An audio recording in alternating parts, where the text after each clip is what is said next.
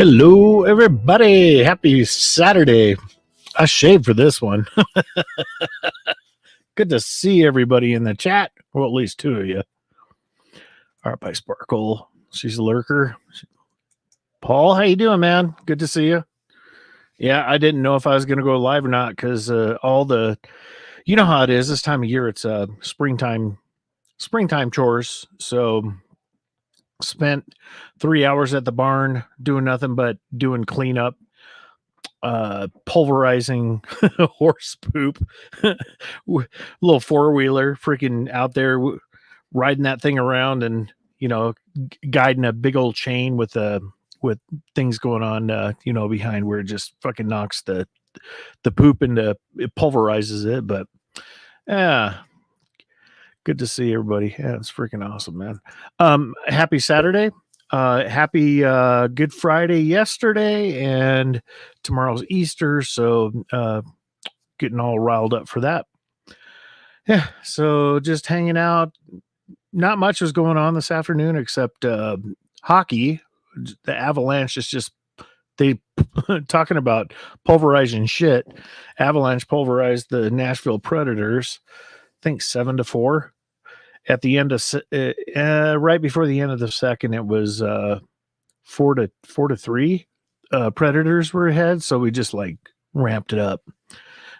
Nathan McKinnon did his shit and fucking knocked it out of the park, which is awesome. Anyway, you're all welcome to come up if you'd like. Not much to talk about today. Just getting ready for rescue work tomorrow. We got a new mama that's that had come in. I haven't met her yet. She's rescue, and I don't know how they don't know how far along she is, but we got another baby on the way. We got 3 of them adopted out, which is really cool at the rescue.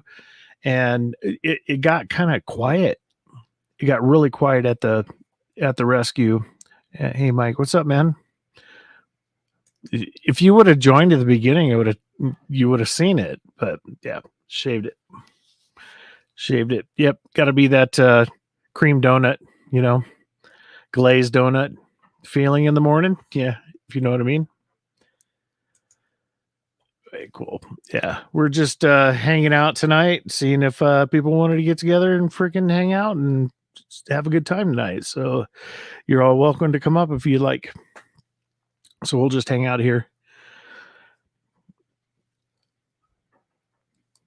So tomorrow, I think we're supposed to get some precipitation. So I don't know how it's going to be out at the rescue, but the usual thing that we do out there, get out there and help clean up first, and take care of things at the rescue. From a chore standpoint, making sure water's good, making sure the horses are okay, check out all their legs, make sure no one's cut up, no one's been fighting, pick up poop, scoop, you know how it is. But yeah, I'm really anticipating seeing the new mama. It's gonna be out there. I'll see if I can find a picture of her. I'll go out on Facebook here and on Terrellins. Yeah, it's just kind of like a last minute thing. I didn't even know if I was going to come up or not tonight, but over and delivering that minivan to the round table. Oh, I must have missed that conversation, Mike. Let's see here on Tyrolin.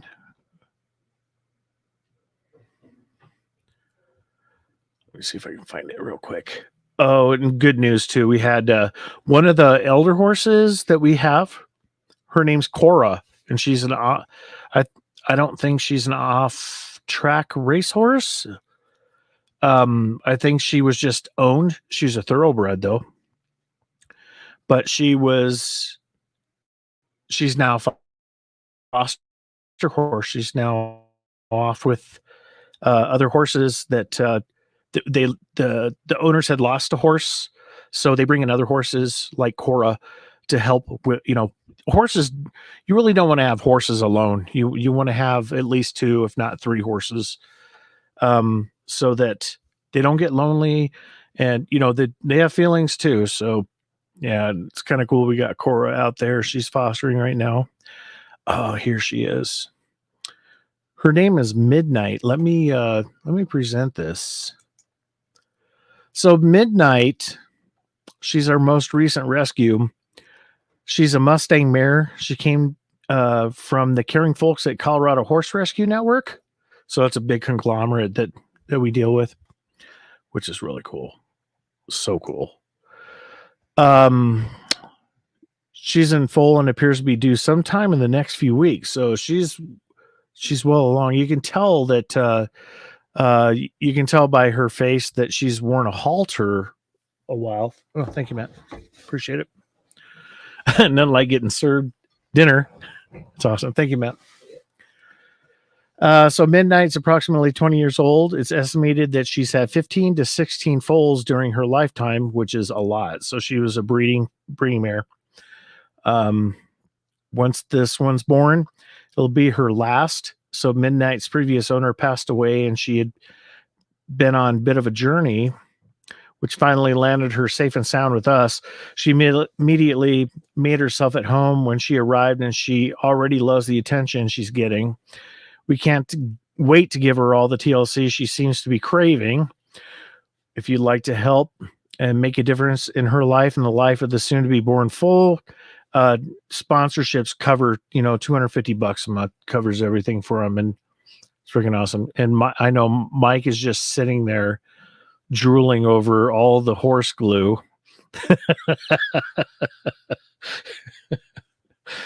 Hey, thanks, Lori.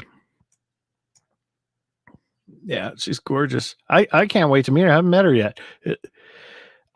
It's hard to tell, during the wintertime, especially when they have the hair on them, what they are.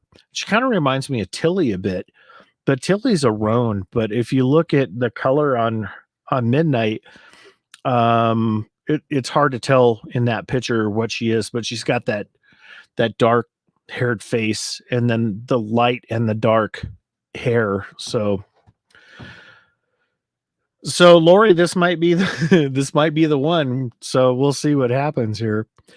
Lori had sponsored Ari, who's one of the younger horses that got adopted, and she's like, "Let me know when something comes up," and she'll probably reach out, and instead of sponsoring Ari, since Ari's been adopted, they want to sponsor more, her and Tom. So that's awesome.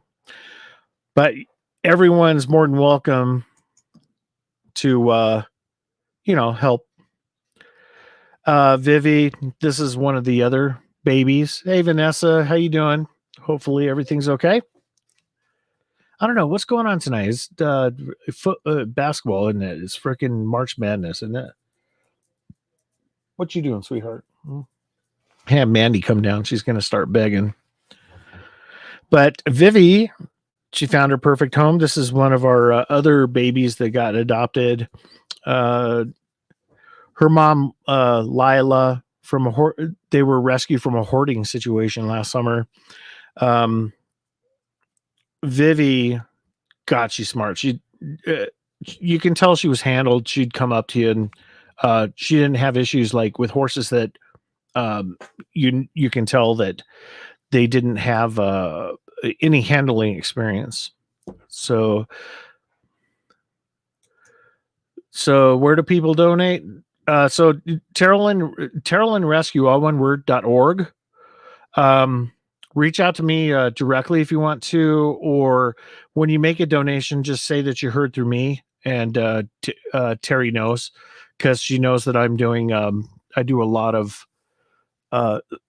help on YouTube and all that. So just let her know where you're coming from.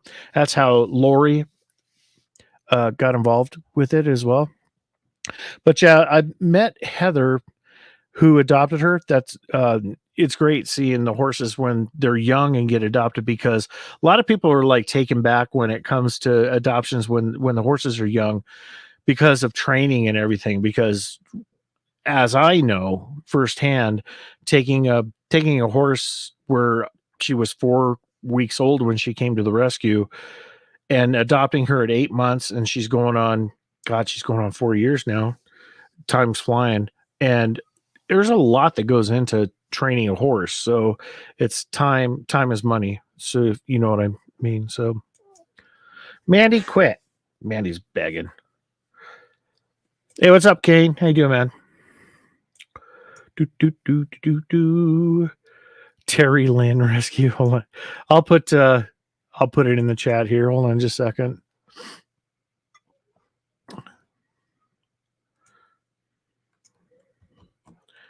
Do. I'll start singing for you, but you don't want that. Let's see here. Oh, that was a little while ago. This one goes out to Lori as well. Lori was sponsoring this horse as well, Maya. Oh, here comes my brother. How you doing? Hey, what's up? Get through this. So Maya, she went out to training. She was unhandled when they got her. This is Ari's mom, and she looks like an albino type horse, but they're not. They're a Tennessee Walker. I forget what fucking. Here at altitude, they get cancer real easy here at altitude, so it really sucks when they lose their eyes and stuff, because y'all know about dealer and everything else with me. But let me go ahead and cancel this here. And Scott, how you doing tonight? Good, you? Good, man. I shaved mine off. Baby face. I'm growing mine back. Yeah, I'll grow it back out. You get Yes. sick of it when you're sweating, and it just in the way. Terry Lynn. Let's see. There you go. So TerryLynnHorseRescue.org. Oh, all this Art. crap. So what are you doing now? Storm issues out here. I think you guys are getting what we had the other day. Oh shit.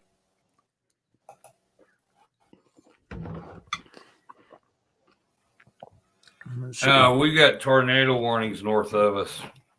Oh shit. I thought you were in a hilly area.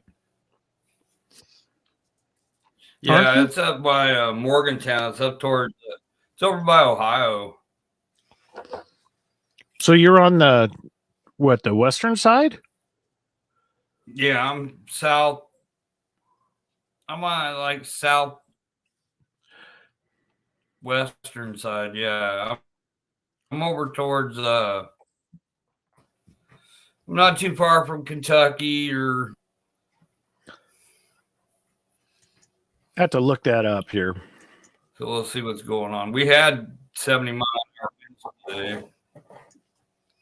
Oh, Gus or what? Yeah, like, Gus. We had like 45 sustained. Wow. Yeah, so we had it was windy today, but not too bad. It's that time of year where it's just always windy now. Yeah. Let's see. But West Virginia. Yeah. I'm getting sick and tired of that song. Almost heaven. Oh, sorry. And the sad part is I can play that stupid song. But all right, so there's Ohio and there's West Virginia. Are you up over here somewhere? Hold on, let me show it here. Are you along here somewhere? Zoom in. Nope, zoom in. Zoom in. Zoom into West Virginia. Okay. Where are you at? Zoom in. Where's Charleston at? But say that again. Where's Charleston at? Charleston. Let me look it up. Charleston, Virginia. Yeah, if I can frickin' spell. Hold on. West Virginia. There we go. Okay. Now, There's Walgreens. No. Zoom back into it. Zoom back into it. All right. Where are we at? I'm going to have to switch freaking glasses because I can't see crap. You sound like me now. Okay. So, Groove. The road that goes south, 119. It's a little road. Says Allen South. Oh, this one right here? Yeah, the one that goes over to Allen Creek. Now, just follow it down. Okay. Keep following it down. Adams, Julian. Madison. There you go. Now, take 17, which is straight south. Uh-huh. Okay, and we are between the Madison Memorial Gardens and Greenview. We're like right in that big curve right there. Right there? Now, we're down by the river. Down by the river, living in a van. Well, Sorry. if you go up, yeah, that little curve right there where that's at. Wait a minute, where the hell is that? Has anyone got a drone? Yeah. Okay, you see that little housing development right there by the Spruce Fork River? Mm-hmm. That right there. Zoom in. I just did. And I'll show you the house. Hey, go outside. Can you wave? Yeah, I can. Huh?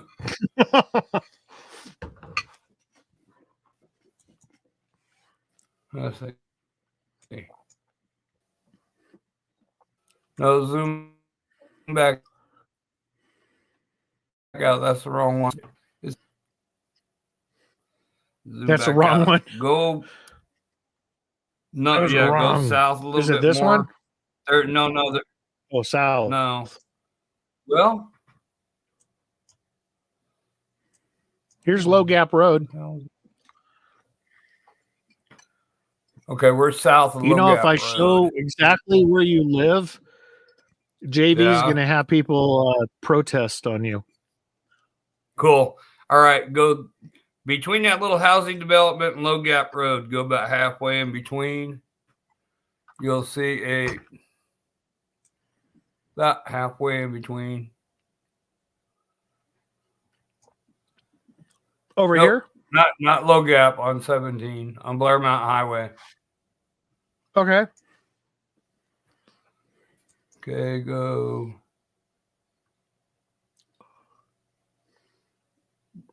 Go south a little bit.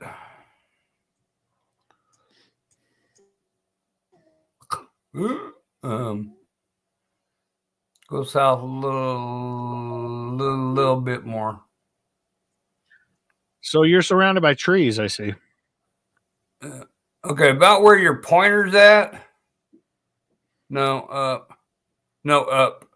Top of the page. That little bunch of houses right in there. On here? Yeah. You're in the area. Yeah, I'm right in that area. I'm down by the sawmill. I'm about a mile from the sawmill down the road. Down the road. Get south of there. Want to go visit my brother? Just get an RV. Right there. Let's see exactly where he's at. Danville, West Virginia. Wow. Mountain Mama. There's no mountains. Yeah, we're right up against the Appalachians. And they're over here, right? Nope. East. It's over here? That's the Appalachians. See, I've never been over there, so Hashtag zoom in, hashtag zoom out. No, not that way. More south. North south. You know what's funny? I know where I live. It just them maps are screwy. What's up, BC? Let's see.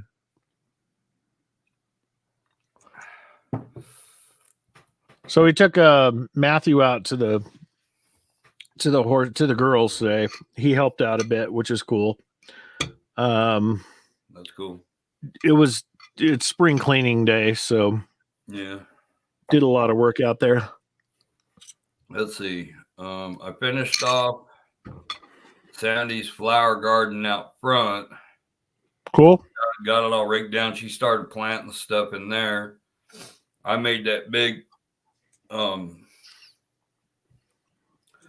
flower garden out back. Now I'm making a 24-foot by 35-foot garden / chicken coop.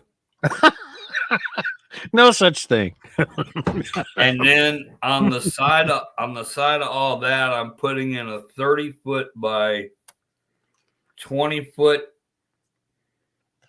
kind of like a garage type thing, where I'm going to work on 4-wheelers and small engines and whatnot. There's nobody around here does that, and I do.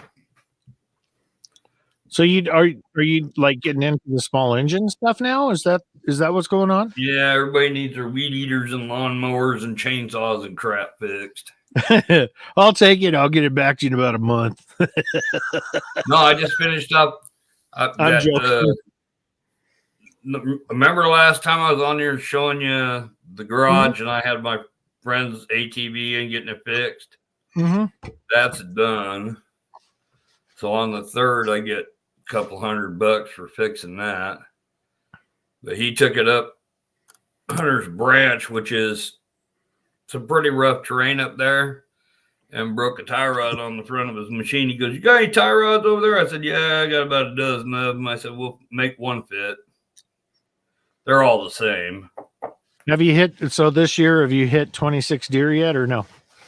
No, but if you go onto Facebook, onto your messenger, I don't know if you could do that from your computer or your phone. I went up to a town called Twilight. It's about 37 miles from where I'm at.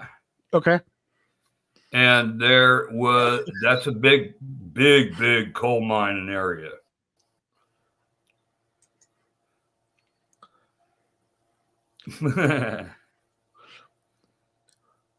I just had to make a comment. JV, the next video is coming out here shortly.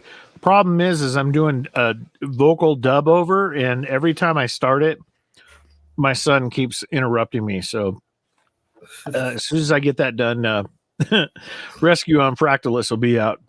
What's up, Eric? What's up? Jen, you doing, man? So anyways, I went up to Twilight, and that's really, really rugged terrain. I'm gonna have to take my truck up there because it's got the 4-wheel drive.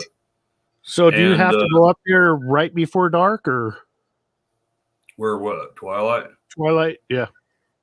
In the early dawn hours, you know. But anyway, me and one of my neighbors, he's a good friend of mine.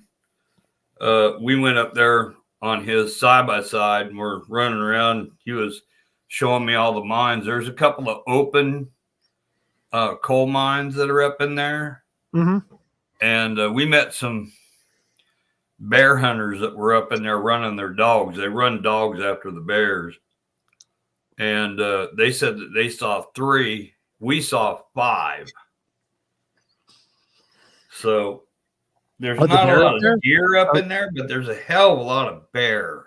Are they like employed in the open mine? Yes. Most do they ever close the open mines, or? Yeah, there's big open pit mines up on top of the ridges, and question. Yeah. So how big are the open mines? Are they like huge open mines? Okay, you've been up to God, what the hell is it? The Climax mine in Well, Colorado. it depends on What it mine? depends on how you word it. No, the big open pit gypsum mine that's up there. I haven't, but I've seen it. Yeah. Okay, these are just as big. The climax or the mine? The mines themselves over here. Come on, Scott. You got to laugh. I know, but you can't have a Climax half a county long. Depends on what's going on, right?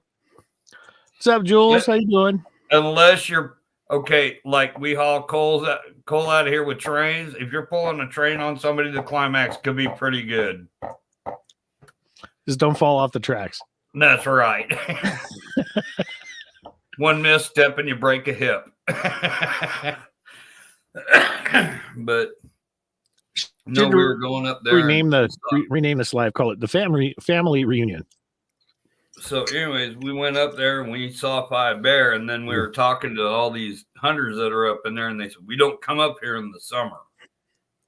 And I was like, why not? And they said, the snakes are so thick up here, and they're talking about timber rattlesnakes. Well, I was going to ask you, do they have the eastern diamondbacks up there? No, we have timbers. Are the eastern diamondbacks, are they more southern? Yeah, they're more southern. They're more southern. Because they're not, because where you're at, what altitude are you at? 6,000. So yeah, so they're probably at lower altitude. Yeah. We have what they have down in Louisiana, which is a canebrake. Yeah. I was looking at the canebrakes before. Yeah. Huh? I've seen canebrakes before, yes. Yeah, they're black and white with an orange stripe down the middle of their back. That's a timber rattlesnake. Yeah, timber rattlers. Yeah, same thing. And you know the ones here because you've lived here, obviously. Yeah. We get the prairie rattlers that are, their bodies are just a little bit larger diameter than your thumb, and they're usually only go maybe 2.5 feet. Yeah. Their heads are a little larger, but then you get the western diamondbacks. Yeah, but the eastern diamondbacks are the huge ones that are but they're in the Carolinas mostly, or shit areas like that. Yeah, ours are fat. They're about that big around and probably about 4 foot long at the maximum. Well, I've seen pictures where they've gotten them guys hanging them off both sides of his tailgate. I mean, they're no, those are down in Texas. Those are westerns. These are timber rattlesnakes. They're thick. They're thick-bodied. Okay. They're thick-bodied, but they're only about 4 foot long. Then we have copperheads and we have the water moccasins. Those are the only things we have here. Yeah, so we don't have those here, as you know. They're usually along the wetlands of the south. Right. Well, yesterday it was chilly up on top where a lot of the open pit mines are at. And we were hunting morel mushrooms and just kind of giving me the lay of the land for bear hunting because they have so many bear back in there. You could take 50 hunters back in there and they'd all fill 2 tags. They're just thick back in there. And so we went up top. It was kind of chilly. It was supposed to be like 65 or so. Right. But when we got down into the valleys, down in the hollows, they were, it got about 65, 67 degrees and the snakes were out. And I bet I saw 10 rattlesnakes within 200 feet. See, that's one thing that really amazes me is that as a horse owner and being around rescue, in the plains, where we used to hang out, you would see prairie rattlers everywhere. Yeah. Here you don't see them because the horses, horses take care of that shit. I mean, they'll stop them. But we don't even see the remnants of them. I don't think they're around. Well, they are, but they aren't. They tend not to be around a lot of people. But even like up here, this used to be a really, really trash area. So you get into places where there's like burnt down houses and stuff. They just kind of leave the shit there. So there's like metal roofing, that corrugated tin laying all over the place. Yeah. You flip it over and there's 20 snakes under it. Yeah. Mm-hmm. Yeah. This is like when we were growing up, how wild the mountains were in Colorado. Mm-hmm. This is about 10 times worse. I'll bet. This is some country up here. Because most of the places that are up in here, the area was owned by the mines. And they wouldn't let nobody in on that property. So the only other ones that were up there were loggers. That's the only two things that are in this state right now is coal and the logging industry. Right. And Jules, Scott used to live in Morgan City, Louisiana, where you didn't want to swim in any waterways. Period. Because of the gator. Well, are they alligators or are they crocodiles? Alligators. But I know the difference between them are their snouts. And the aggression. Crocodiles are worse. But are crocodiles and alligators, do you see both in that area or no? No, that's down towards Florida. The saltwater crocs haven't come up there yet. So crocodiles are saltwater. Yeah. Alligators are freshwater. Yeah, alligators are freshwater. Yeah, didn't know that. Okay, I learned something tonight. And no, we used to go swimming in the bayous down there with the alligators. As long as you don't have like a 14-footer in there that's like a real aggressive alligator. 6-footers will swim past you. They don't even bat you an eye. 10-footers will swim past you. They might take a look at you if you're splashing around, but as a normal, they won't mess with you. So you didn't do any backstrokings down in Louisiana? No. But yeah, I was swimming a bayou and played around. If there's a lot of alligators in a bayou, you don't want to get in because chances are they're going to drag you down. But as a normal, if there's only one or two, as long as they're not big, you're all right. All right, quick question. Sure. So the backwoods of West Virginia, where you're at, versus the backwoods of Louisiana. There ain't no backwoods in Louisiana. I was gonna say the hurricanes knocked all them some bitches down. Do you hear banjo music? I play a banjo. I'm talking about somewhere else. Oh, you're back here in the woods? Yeah. Oh yeah, you hear people in the woods and you hear ding ding ding ding ding ding ding ding. And I just holler back, I'm not squealing like no pig. Dear gator, gator, gator.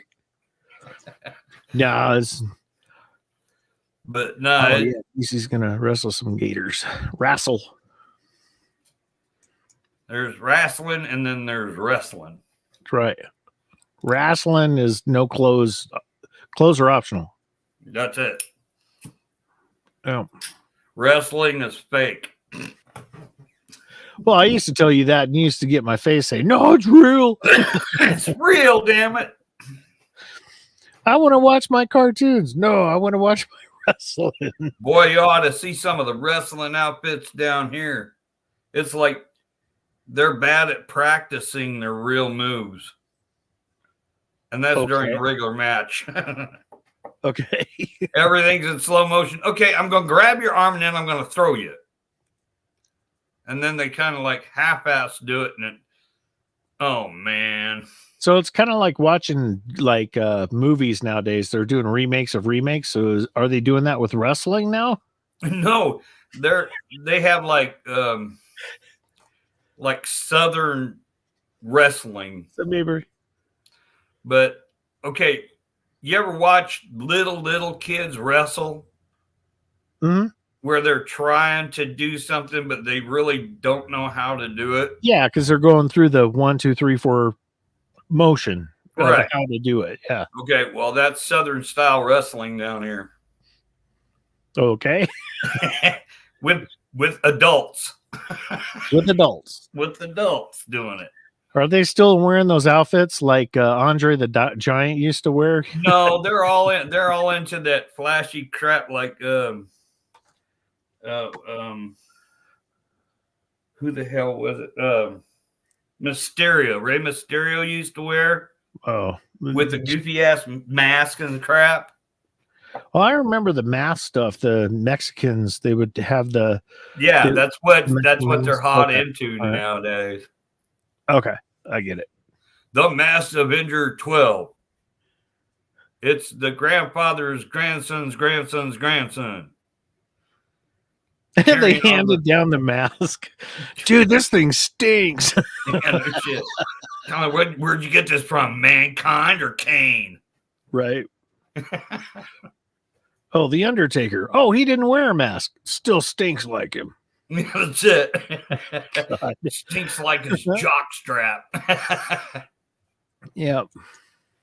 But yeah, it's you've seen some of the pictures of where I hunt at and stuff, right? Have you seen some of those? Have you sent pictures lately? Yeah, I've sent a bunch more, but I posted on Facebook on going up to Twilight yesterday. Oh, I don't hang out much online anymore, Scott, to be honest. So yeah, I'll have to look. How'd you like that last little funny thing that I sent you? You were laughing your butt off about that, I bet. Through Messenger? Yeah. Let me find it here. How long ago? Oh, here it is. The one. Oh, no, yet.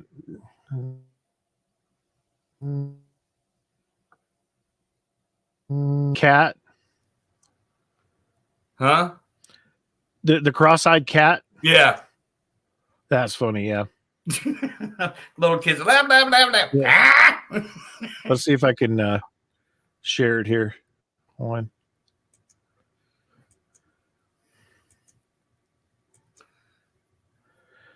Let me get past it and come back and pause. Maddie J, don't send me anything for a few minutes.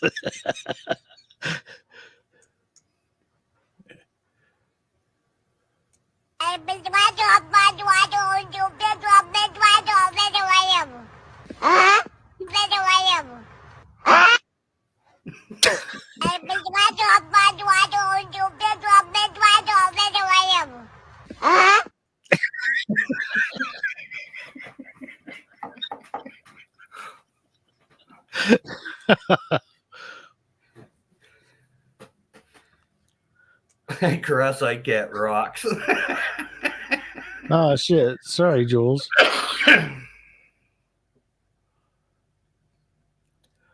Oh no!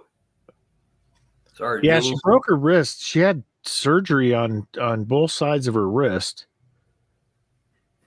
She showed what, about a week ago, a little less than a week ago. I'm sorry, Jules. It fucking sucks. Cross-eyed cat rock. Bidenomics or Bidenomics. I need my glasses. Oh shit! Oh no! My arms were as undid what the surgeon did. Holy crap! Yeah, that one's cute though, Scott. Fucking Reels is funny. I love the no way. The no way guy. He's freaking Yes, I do. Let's see. good stuff. Good stuff. Yeah. I'm gonna show you.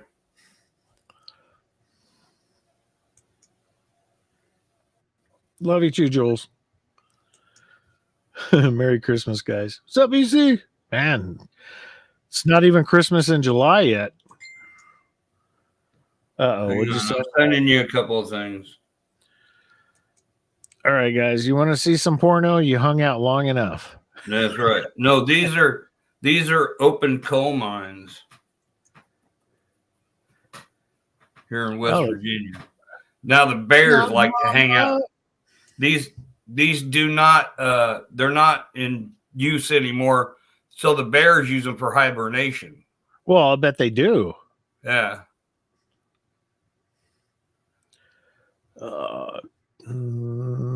See one. Go back. Oh, cool. And then you were asking about the open pit mines. Yeah. Dude, you would never find me in one of these things. No way. Right. This is the Twilight 2 open pit mine. Oh, that one? Oh shit. Yeah, they're huge. Yeah, so that one's not in use anymore. They've still got coal in the ground there. On the land now. No, they're reclaiming it to where you can't even see it. Yeah, I've heard of that where they've taken all the soil that can't grow anything and they're replacing it with soil that will, and they're replanting and everything. Oh, they're spraying grass seed all over everything and replanting trees and the whole 9 yards. Fucking BC. Thank you, Mary. I just got pregnant also. Good times. Okay, BC. Do they know if it's going to be a boy or girl?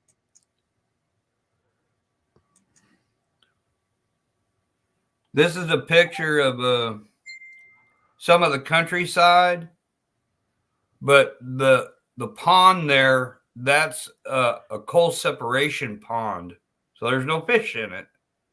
They have a oil boom across the top of it to skim off all the oils out of the coal. I see that. Yeah, but it's a separation. They pump the water out of the mines when they flood.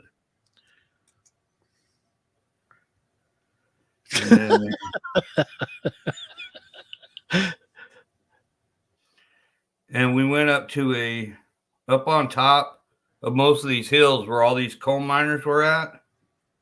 This will be interesting for some people. Right. This will be interesting for some people.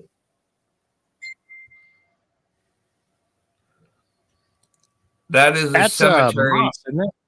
No, that's a cemetery. But somebody put a new gravestone on 2 of the graves. I just sent you one. This will give you an idea how old this cemetery is. 1820. Are those your feet or are those of a ghost? Those are my feet. But yeah, this is how they're reclaiming it. The area, you'll see it. No, you'll see it next picture.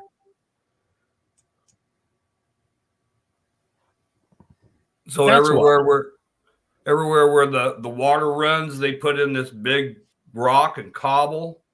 Yeah, it keeps it from eroding. Yeah. Yeah, up on top, there's a big road where all the mine trucks go. Right. But the hillside was part of this slate mine or slate hill. They sprayed grass all over it. Now they're planting trees all over it. That's cool though that they're doing. I mean, so yeah. But I mean, there's some terrain up Jason, here. what's up, brother?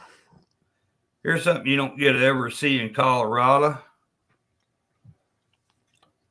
See, people, that's how you say Colorado. Colorado. You'll like this next picture because there's a lot going on in it. It doesn't look like much. You can see the water running off. Yeah, it's like a little spring waterfall. Yeah. But you see the black line that's right there in the rocks? That's a coal seam. Yeah, it's a coal seam, yeah. Yeah. But that coal right there isn't what they're looking for. That's got a lot of rock in it. But Isn't what coal they mine out, I didn't know that there was different kinds of coal. Now, so if you're bad all year long, so the coal you find for Christmas, you find in your stocking, is it different coal than what they use to burn? This coal from here. Yeah. This coal from here is what they call metal coal.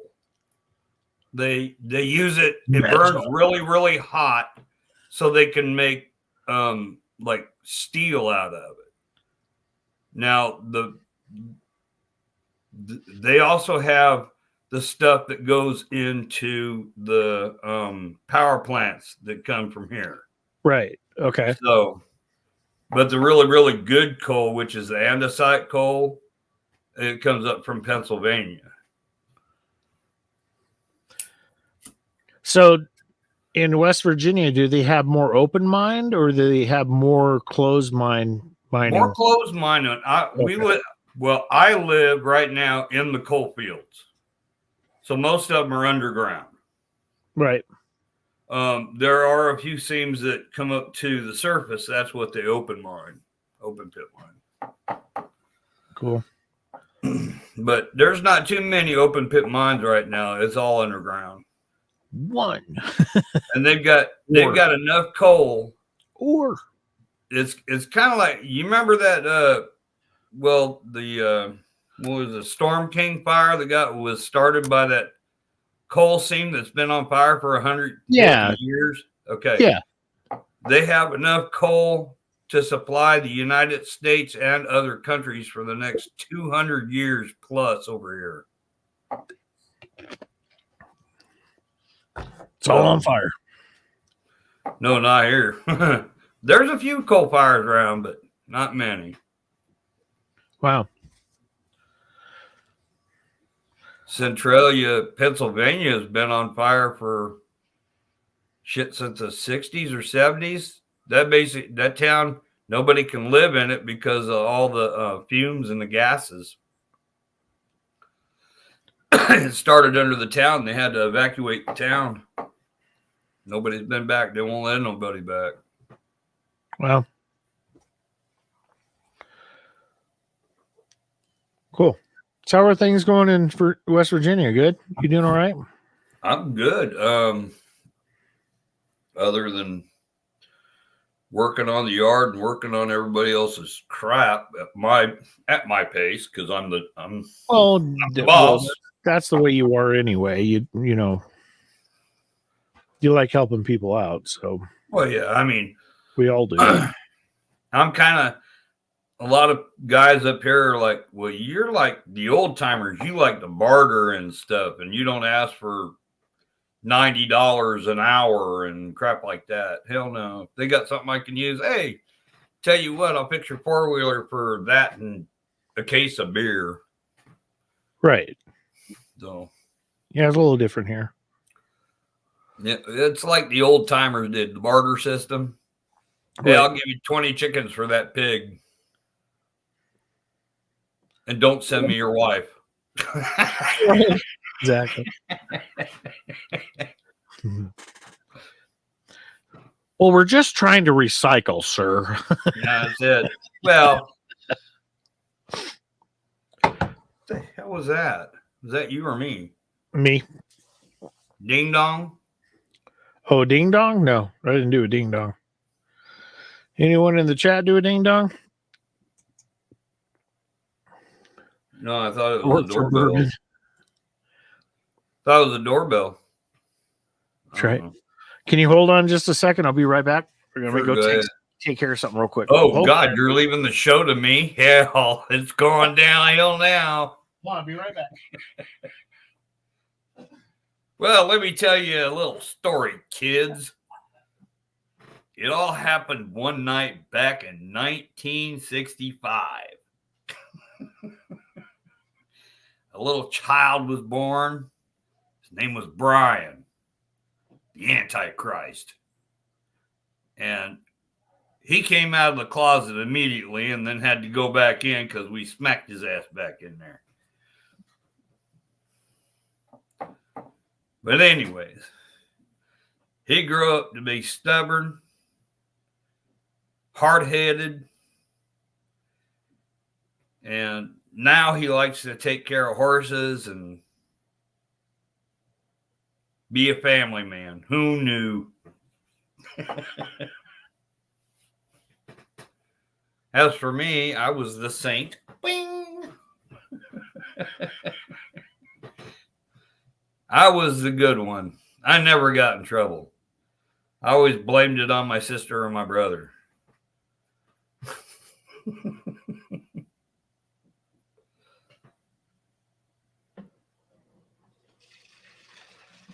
But really, folks, I hope I don't hear him walking in. That would be cool.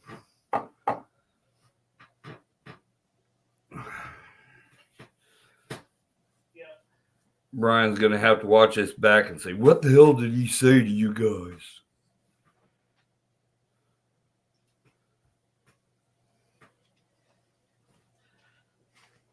Yeah, sorry to leave you there.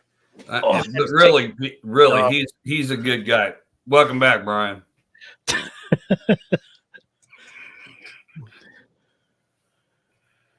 Oh, that's cool, Jules. That's good cool. to know. God help us. I must have been telling stories. What's up, Raven? How you doing, man? Raven must have walked in about halfway through what I was talking about. Yeah. All we were talking about was Brian. Yeah. You'll have to watch the video back, Brian. Of course. We'll edit that out. Look, I was showing my guns and everything else, you know. Oh, no, we wouldn't be live right now. Yeah. I could. They're in that case behind me, but I don't. I won't do that to you. There you go. I'd rather show you my dildo collection. Whatever you like sitting on is okay with you. But they're not mine. They're Brian's. I'm just holding them for him. Yeah. With both hands. You need both hands. Well, them double-headed dildos, you know. Takes more than two guys hold that. That's right. I'm not the one that bought it. You did.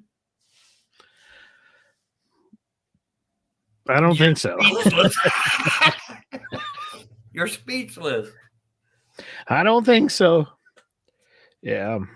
It's got your credit card number on there. That's just the way I mean, I didn't purchase them that way. You did. I wrote a check and it bounced. That's right. Next time, COD, cash on delivery. What's up, Mark? How you doing, man? I know, freaking Mark, and he shaved like a week ago. I don't know. I just went in. I was getting ready for a shower. I'm like, screw it. I just freaking shaved it all off. I get, you know, you start sweating. I get too hot when I have facial hair, and it's that time of year. Guns bad, but dildos are good for YouTube.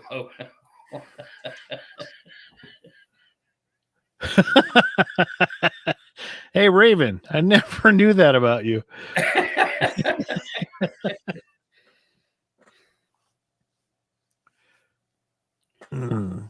Yeah, I just wanted to do a live and see who was all around, and well, I know you didn't have one last week. No, I've been so busy with work and everything. Oh, I figured. Plus, last week I was on call too, so that was no fun. I haven't been able to do rescue work either for a couple weeks, but tomorrow we're going over take care of them. Well, of course, it's Easter. Yeah, work on Easter, you know. That's it. Well, happy Easter. I'm going to be working on Easter. Yeah, I don't have a problem with it. No, neither. The thing is that I need to find a way to swap Saturdays and Sundays so that I have Sundays free to, you know, go to mass or whatever when, because I usually go to mass on whatever days are open for me during the week. Well, I mean, you're going to go do the rescues, right? Yeah, that's the thing, is that Sundays is my rescue day. So right. Well, I mean, you could do the Easter sunrise service, or you could go later in. That's all the way across town, and then have to go all the way back across to get to the rescue on time. Otherwise, you get there too late, and everyone's done everything. So your church is clean across town? No, I'm just saying Easter service. Like, I'd love to see Easter service at Red Rocks.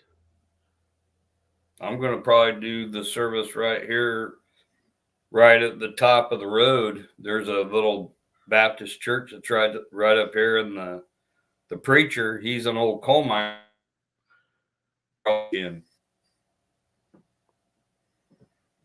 That's how laid back they are around here. So,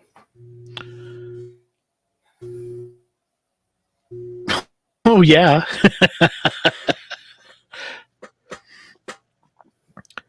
Damn. Well, cool. I'm glad you came up, Scott. I appreciate it. Yeah. What else are you doing?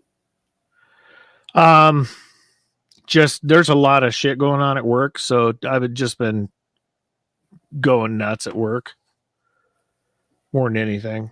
Quit drinking. I mean, well, I know that. Yeah, so I quit drinking. Just concentrating on other things. So just trying to fill that time. So yeah, just fill time. You know, I'm not retired, so I'm working on something all the time. Well, wait till you retire. You're gonna be working on shit all the time. Well, I'm trying to get if you notice, everything's different behind me. I redid the studio, so I got things straight. So I hope to have some music recordings soon. Cool. Yeah. So that's what my goals are right now, is to work on music again. Yeah. And actually get some stuff recorded. Yeah. Instead of just playing live all the time. We were discussing those timber rattlers. Uh-huh. Okay. Those things are so thick over there. When I got home yesterday, I made a couple of phone calls. Mm-hmm. And there's guys willing to buy snake skins because they make boots over here, like those hat bands and everything else. Yeah. Right. But no, they're for like the big name boot companies, Justin, Iacona. Oh yeah, Justin. Yeah. Yeah. So, I figure if I go over there during the summer, I'll get at least 40 to 60 snakes a day. Every day I go. Are you gonna have a bite off where? No, I'm actually gonna get down on your belly and you guys go after it. Just the timber. Oh my God! One of the comments. Next one down. Yeah, I know. God. Fucking BC.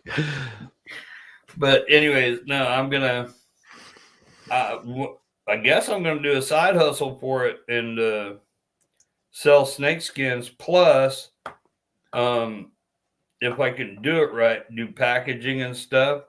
Yeah. Send West Virginia rattlesnake meat everywhere. That'd be cool. Yeah. Do a startup company. Build your own. Do a startup company and then just own stock in it or something. Yeah. Sell it off to somebody that wants to pay me a couple $1,000,000. Oh yeah, right. Hey, you never know. All I know is that I find it very fucking boring now since I don't drink. Like doing. Why do you think I went back to drinking? No, the thing is I did. Well, no, I understand what you're saying. It just now all the drunks it's not are as really funny anymore. Yeah, it's not funny anymore. It's stupid. Well, no, it's fun to laugh with people. It's just it's when you're drinking and stuff, and people are getting high and everything, and it's not like it used to be. So my lives have become very fucking boring, as I can tell right here. Well, I don't drink every day, but a couple 2-3 times a week, but it's only like 4 or 5 beers now. Prior to that, I was 20 beers, didn't even get me drunk. Well, and that's the thing too, is that you come to realize what what you're getting out of it for what you're putting into it, and age isn't helping either. So No, not even. you're 60 now, right? I'll be 60 in May. Yeah, 60 in May. So I'm 59 this year Yeah. in September. You're the one that starts all the oddballs. Yeah, true. But yeah, it's just You can't handle it like you used to. well, no, when starting YouTube and everything, doing the chugs, the 1 liter chug challenge and everything, and hanging out with the beer community, and now that's gone with me. I don't hang out with the beer community, just people that I associate with from that community, but not doing what I used to do, has become very boring for YouTube for me. So when I do a live and stuff, it's totally different. I'm not, there's a lot of people that quit drinking that are in my circles that it's become very fucking boring. Well, for YouTube. For a while there, I was just going to fucking quit it altogether, but I don't want to lose my friends over it. So usually I do a Saturday live, and usually by the time I was doing the getting on live, I was pretty, buzzing pretty good. So things went pretty good. And yeah, it's not the same. Yeah, I understand what you're saying.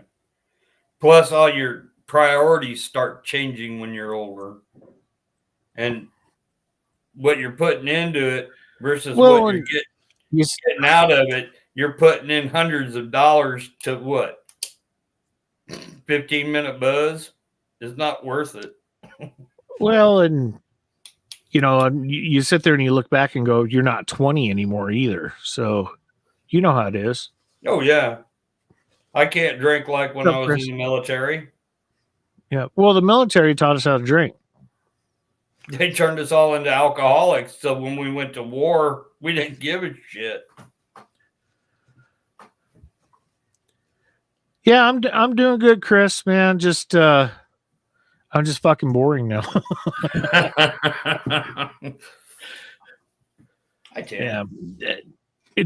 That's why I don't do a lot of lives anymore. I'll go up on lives and interject and be a part of the crowd and laugh along with everything. It's just that it's a totally different pair of glasses you're wearing now. I mean, it's nothing wrong with it. It's just you just see things differently, and you're like, you know what? I really need to get to bed or something like that, because you're just not. You're not high. You're not now buzzing. You're hitting on my subject. Hey, I gotta go. No, you just got here an hour and a half ago. Look, dude, it's 2 hours later on the East Coast, and I'm tired. Right. Yep. So, oh yeah.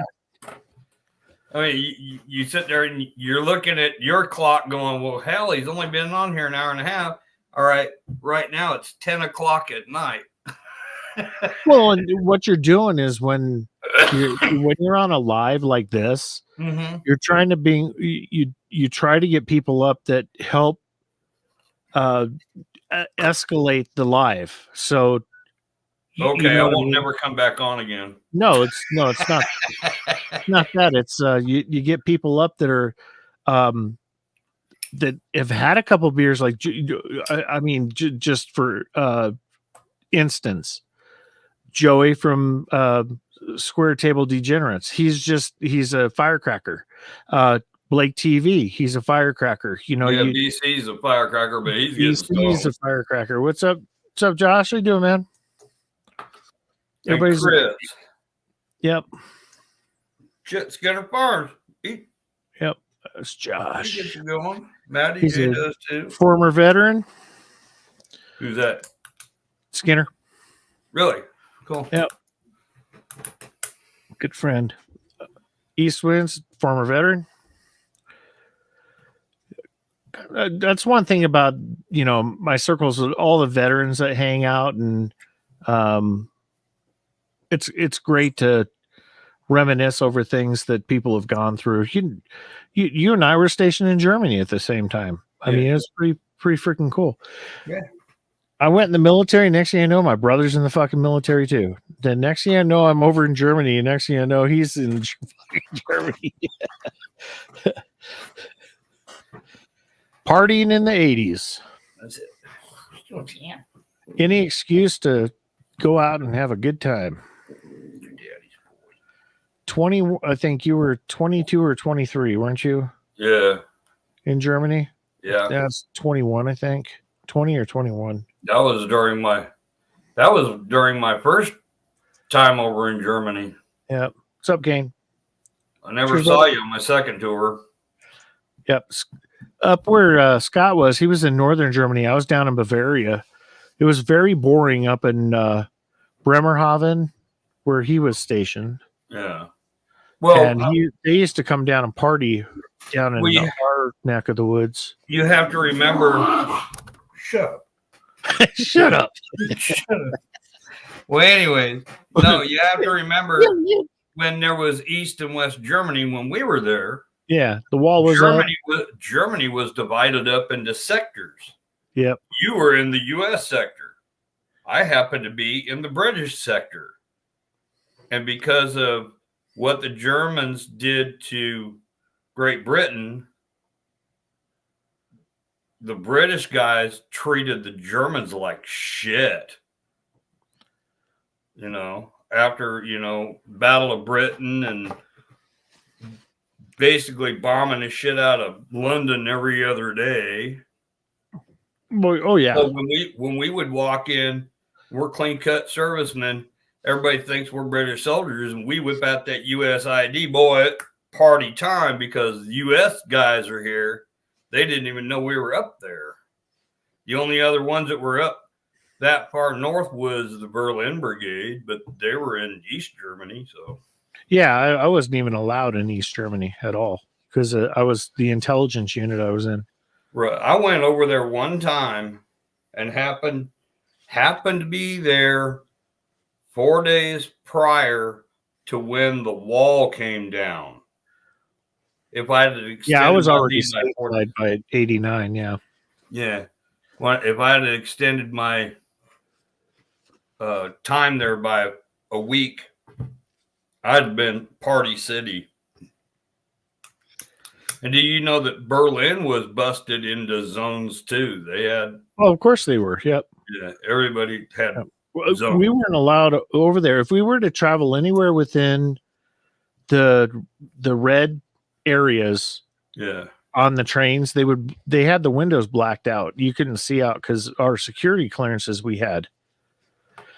And anywhere that we went from an intelligence unit, we had to let them know exactly where we were going to be at what time. Yep. Because there's no cell phones back then. You know that. Oh, yeah. God, I almost lost my fucking security clearance over a girl over there. Don't want to be doing that. Nope. 3-day weekend. No one knows where I was. All I know is when I got back to the barracks, I was in some serious fucking trouble. Yep. You will tell everybody where the hell you're going and when you're going to be there. Oh, yeah. For me, it was kind of like, well, okay, it's 5-6 o'clock, last formation of the day on Friday. We'll see you Monday morning, bright and early, 5 o'clock in the morning. And it's kind of like, if you're lucky. Yeah, if you're lucky. That or you'd be so, over there, the clubs closed at 4 in the morning. You know that. Yeah. And Monday morning, you're getting back from being at the club. And next thing you know, you're on a 5-mile run. Your guts up. And that's many, many days. Many days. On a 10-mile run through the damn forest just because the commander knew that half of us were drunk. Yeah, and then you'd be pulling off to the side, puking real quick, and then getting back in formation. Yeah. What happened to you? I tripped. I had to fix my shoelace. And you wonder why they made the PT uniforms yellow, in the Army. So they could see the brown stains for some of these people that would Oh man. have issues. So now they have that belt that you can't get hurt with. That stupid. What? They The have what? a PT belt. A PT belt? Yeah, and it's Like a made road of that guard belt? crescent shit. Because I guess some guy doing like stopping traffic to let a PT. Yeah. So now everybody has to wear it. So a Yeah, car doesn't hit you. well, I think that was the normal. Only they had it. They designated those that were road guards when you were in formation, Yeah. and then now they have everyone where they have that belt and it goes over their shoulder or whatever. Yeah, that's How what the I'm hell talking they about. The fucking PT wear it. belt. Yeah, those like have been around for a long time now. Yeah, they weren't in there when I was there. We had the grays. I didn't have the yellow uniforms till I got to El Paso, Texas in '89. Well, no, they would have people that were designated at the forward and the end of the formation where they would actually take one of those things that you would put on, like you see out on the road where people are doing road construction, and they would fold it up so it would fit over their shoulder. Yeah. And they would go out and do road guard and stop the traffic and stuff while the formations were going through traffic. Yeah. That's why they never let us run off base. Well, no, it was on base too. Anytime you was going over, if there were cars there and stuff, they would have to make sure that the cars would stop while you're out running. Yeah, I never was in a unit that did that. Well, we didn't use that PT belt for nothing. It was just kind of like, it's Monday through Friday, they're doing PT at 5 o'clock in the morning. And so you had to be careful when you were driving around at 4 or 5 o'clock in the morning. Is that you? You got a call? What's going on? Me? No.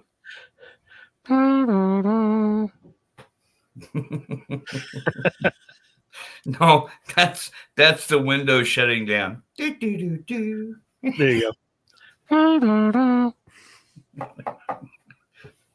Yeah, I'm starting to put out some retro great game stuff. So I got another one almost in the can for the Commodore 64 called Rescue on Fractalus. Really?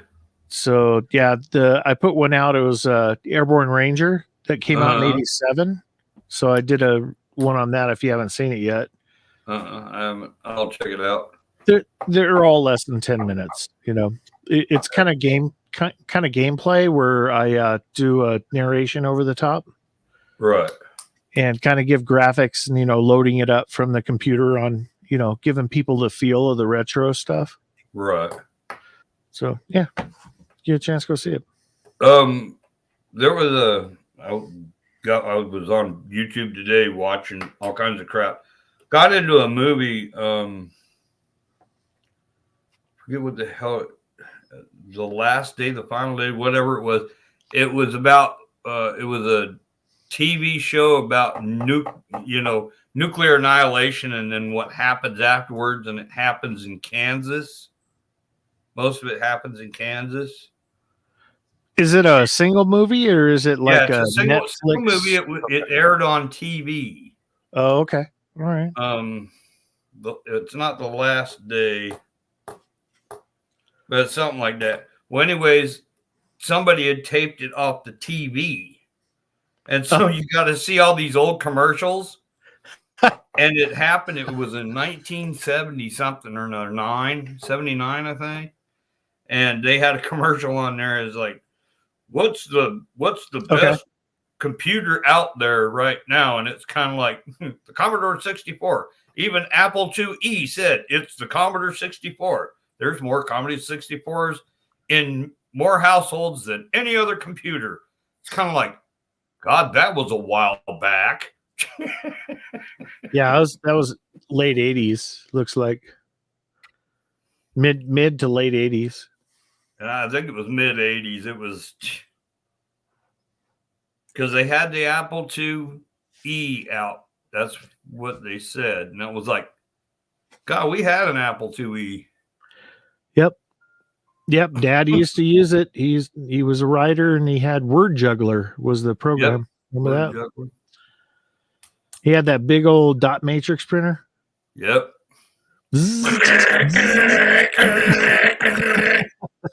Or it went. Yep. The thing was as wide as a piano. And we were cool because we didn't have the green monitor. We had the amber monochrome monitor. Yeah. Let's see. Games we played on that. I remember playing Dungeons and Dragons. Castle Wolfenstein. Castle Wolfenstein. And then on the Commodore 64, was it the 128? Played Pirates. Well, I had the 128. I took that to Germany with me. And played Pirates. Yeah, Pirates. That was fun. Yeah, that was a kick-ass game. Pirates is cool. I remember when that came out. It was the first color computer. Yeah. And everyone was just like freaking out over it. I remember saving money for that thing. I'm trying to get my hands on a 128 right now.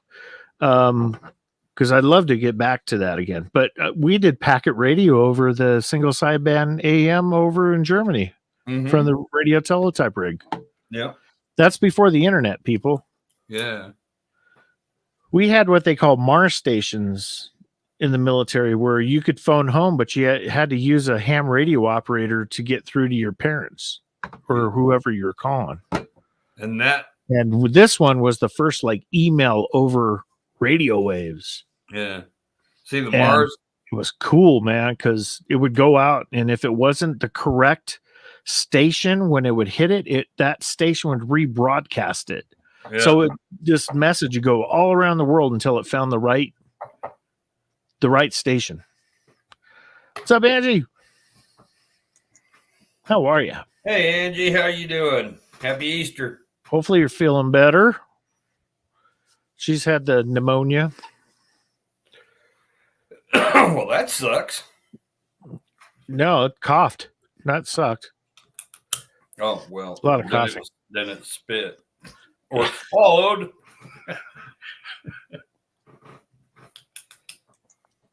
Yeah, that's one reason why I'm in the retro stuff. The older stuff, everything was just simple back then. Nowadays, everything was better in the 80s, even the music. My son Cameron bought a new computer. He got it last week. He spent over $3,000 for this computer. Wow. Just the video card itself is humongous, has fans on it, all kind. I've been an IT guy, a PC guy for ever since PCs came out. And I've been a software person for the past 12 years for my company that I work for. And I haven't touched the hardware in a long time, and I helped them put this thing together. And they're liquid cooled. It's insane on how much these computers go for and how fast they are. Yeah. And we always termed it's Moore's Law. Moore's Law, everything changes. Hey, Mark, how you doing, bro? What's going on, Mark? See, he shaved too. Yeah, I know. I don't much care for it myself. Yeah, I sit there and go, you know what? It shows my jowls off. Well, the one thing it was kind of good about it, I shaved everything off because it was just like, well, I started off trimming, I trimmed off, some of the goatee because I was getting down, pretty long and whatnot. So I'm like, I'm going to trim it up a little bit, and that didn't work so well. I trimmed some, and it was like, oh, this doesn't look good. I trimmed a little bit more and tried to even stuff out, and didn't look really good. Right. I'm like, well, I'll just trim under my mustache a little bit. And I did that. And then I did a little trimming over here. And then I stopped and looked. I'm like, this whole bottom of my mustache was gone. I'm like, oh, man. Oh, what man. the hell? That's what happens when you do that. Every once in a while, I'd be like, well, shit, now I got to shave it all off. Yeah, so I did. I was like, hell with it. Cut it all off. It'll grow back here in, a few weeks anyway. So who cares? Mine was kind of like that. I came back and it's that time of year where I'm doing a lot of work outside, so you're sweating, and just the hair on your face, it just annoys the shit out of me. So I went in, I was gonna get in the shower and going, shit, I shut the shower water off. I said, fuck it, I'm just shaving. I just went in, just shaved it all off. Took a shower. That's about as close as I get. Feels really, better. I can't shave with a razor. All this will break out and stuff. Oh no, it's just the buzz. The clippers. I used like a trimmer to trim all the hair off, and then took a razor and shaved the rest of it. But not a straight razor, but a regular, like a Norelco. Oh, okay. Yeah, I can't even use one of those because all this stuff just breaks out. It's pseudo, Oh, really? All this. Yeah. Now, if I do my it, skin heals up too quickly. So if I don't put like aftershave on, I'll break out. But it's got to be completely clean when I'm done. Otherwise, I'll break out. Yeah, I got you. I've tried using the bump fighter razors and all that kind of stuff, and none of that crap worked for me. Right. Scott, apparently you met Mark before, right? Healed too quickly. Yeah. He's former Air Force. Yeah. Oh, I did my 4 years and said the one that did PT tests on the basketball court. Yeah. Nah, we did a little bit of running and stuff, here and there. But across the basketball court. I never played no basketball. I suck at that. I played basketball after the military. I suck because the brothers were always all over it. So I'm mistaken. It's the Air Force. I was never tall enough. Tennis. Yeah. I got to give you guys crap, but you guys had some nasty stuff. Hey, I looked into it when I was first going in, and because my dad was Navy, my cousin was a Marine, and I'm like, I don't know if I want to, get too much into all of that. I want something that's a little more laid back, and I want some sort of a field that I can get into that when I get out, I have a job that I can do. That's they're going to show me how to do it. Basically, pay me to do it while I'm in the Air Force. Yeah. So I go in the Air Force as air conditioning. That's what I wanted to do. Oh, air conditioning. When I got out, I did air conditioning for a while. Hey, that gets you into some money right there. I'm out of it now. Now I work as an operator. Well, I was a mechanic for everything, from tanks to weed eaters. Yeah. Okay, but the tanks had AGT-50 gas turbine engines in them. They were jet engines. So I had to work on jet engines, diesel, automotive, then all your littler stuff, including motorcycles, which translated into ATVs and UTVs for me. Yeah. Then you have lawnmowers and weed eaters and chainsaws and all that crap. Oh, yeah, but that stuff's all easy. All your combustion engine stuff's easy. Diesel is still a little iffy with me. I'm not much on diesel type stuff, but the rest of the shit's all easy to work on, fix. Well, it's just all nuts and bolts. It's easy. Yeah, I just hate knuckle busting because I inevitably will bust a knuckle. When you're a mechanic, you break your knuckles all the time. I do, still do. Keep getting crap underneath your fingernails all the time. It's like, oh my God. I have to keep mine short so I don't have all the dirt and crap underneath them. Yeah, but then I do too. Then I can't grab a hold of these little itty bitty screws and stuff. Oh. No, you gotta have fingernails to get underneath an edge. Yeah.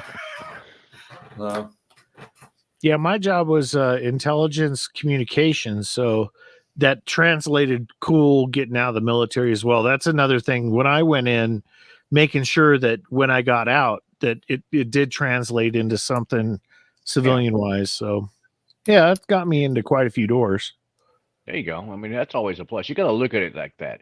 I was kind of like the military equivalent of a ham radio operator, only teletype. Oh, okay. So all the radio stuff, started off on Korean War era teletypes over single sideband AM, graduated to FM, full AM, and then SATCOM came out. So that was a big deal. So when satellite communications came out, that was a big hit when I first got out, because that was key to getting into a lot of technology stuff, because a lot of companies were looking for some of that stuff. So that's what got me in the door. Yeah, so when I was over in Saudi, I was supporting a comm squadron over there. You know, they did SATCOM and all that, and they also communicate with AWACS and all the the Patriot batteries and things like that. They were all in the communication with all that kind of stuff. So my air conditioning skills were keeping all the computers and stuff cold. Yeah, because that stuff can only heat up to a certain amount, and then it starts going stupid. Exactly. Yep. And the radar, they had radar and all this other kind of stuff too. So Yeah. You guys didn't have Alienware stuff over there? Not yet. It's a little early for that. Alienware, Raptor. That was back in the early 90s. Yeah. Oh, Desert Storm, Desert Shield, that era. So like 91, 92. Yeah, 91.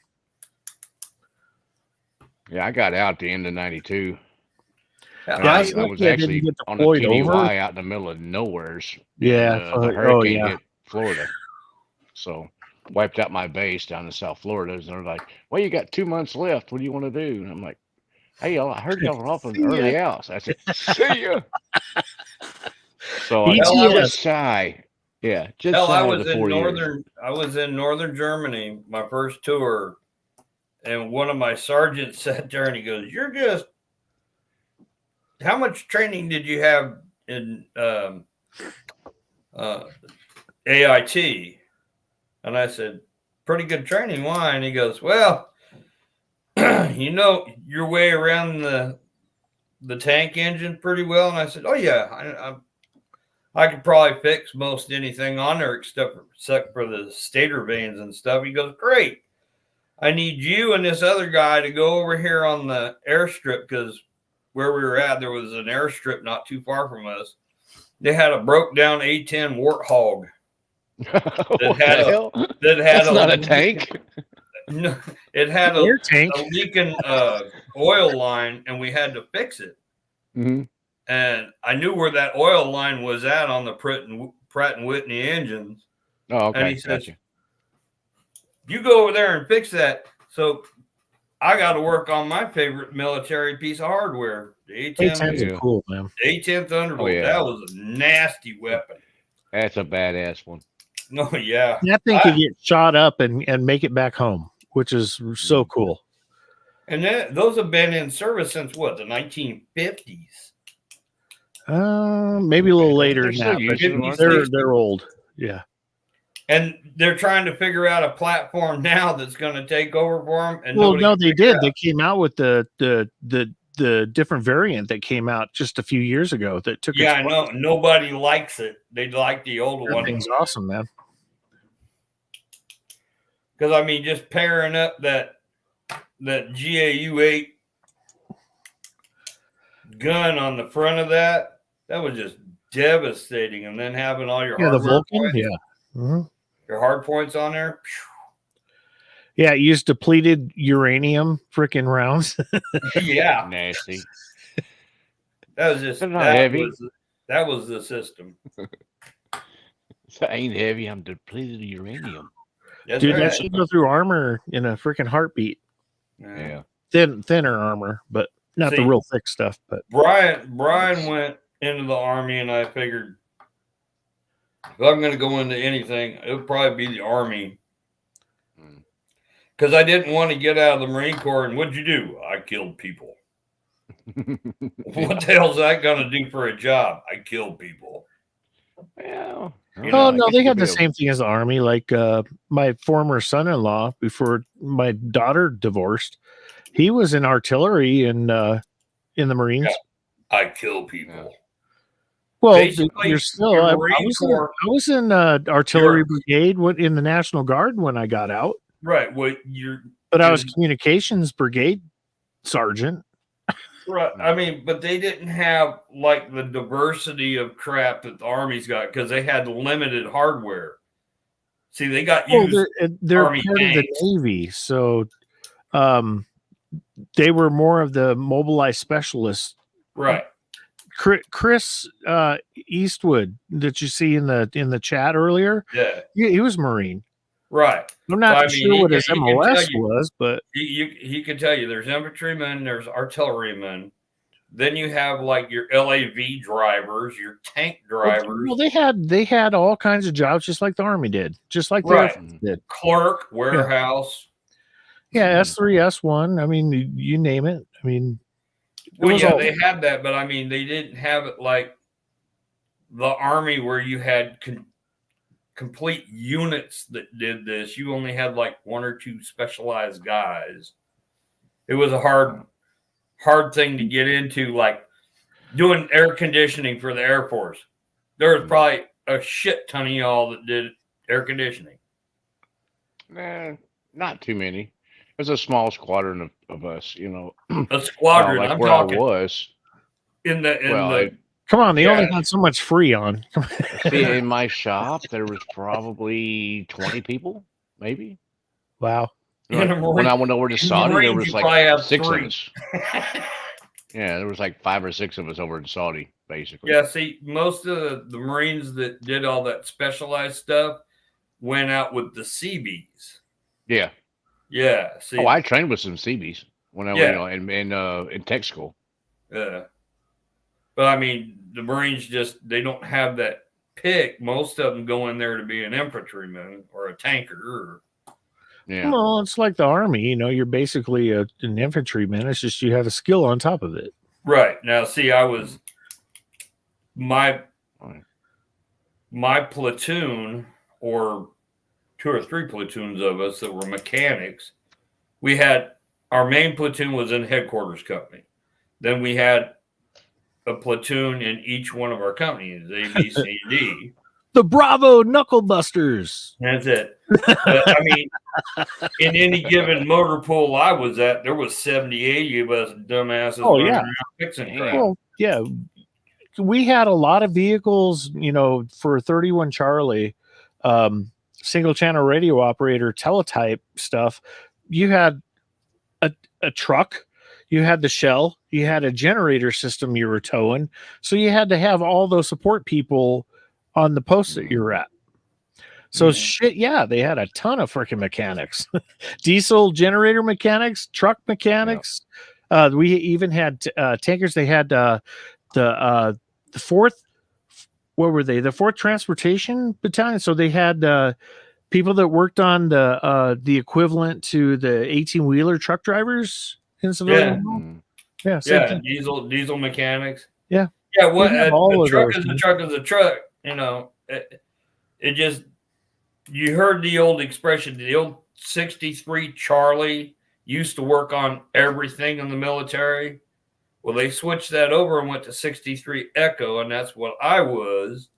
And then on top of that, I have my Hotel 8 designator with it, which was a recovery specialist, which means I could go tow crap out of the mud and stuff with 72-ton pieces of tracked hardware. And yeah. So basically, I was a mechanic / tow truck driver. There you go. Good work. It translates to the out of the force. You know. Oh yeah. You can go anywhere in the U.S. and get a job doing that kind of stuff. You know. Well, I did the welding and cutting and stuff on specialized armor, and then just regular plate steel and stuff. So I got jobs in shipyards as a welder and as a pipe fitter and ship fitter. And I worked as a welder. I learned that from I was working as air conditioning when I got out, and then the part of the job that I did then, it turned out to be a union job, and we did a lot of different like big type duct work for plants and our hospitals and things like that. So we would make stuff that you could actually walk through, out of 1/4-inch plate steel and stuff. Duct work that big. So I got into the welding thing, and I really liked welding. My dad taught me how to weld, stick weld when I was like 12, 13 years old. Yeah. So I already knew basics about welding, and then when I got doing that, I got more into the welding. And then when I got down here to Austin, I worked for a guy that we did like stainless steel tables for restaurants and things like that. And then we also did, I made some copper sinks for this one other place. So I was TIG welding and, learn how to TIG weld. Yeah. Yeah, was doing a lot of TIG welding on copper and stuff.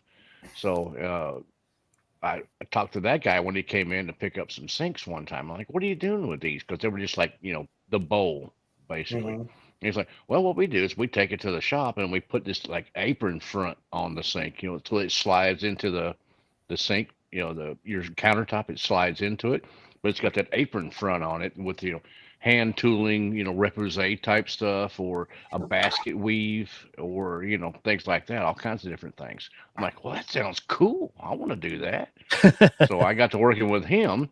And then from there on, it was just all TIG work mainly, and making, that kind of stuff, and then get into blacksmithing as well. So where I was making chandeliers and, repoussé type work and, all this other kind of neat stuff. But that was really cool. I mean, that was, I would say that was kind of a rewarding type thing, because everything that I would make out of all these materials, like, copper and bronze, nickel, silver, brass, it's stuff that I'm going to make, and it's going to be around for longer than I'm going to live.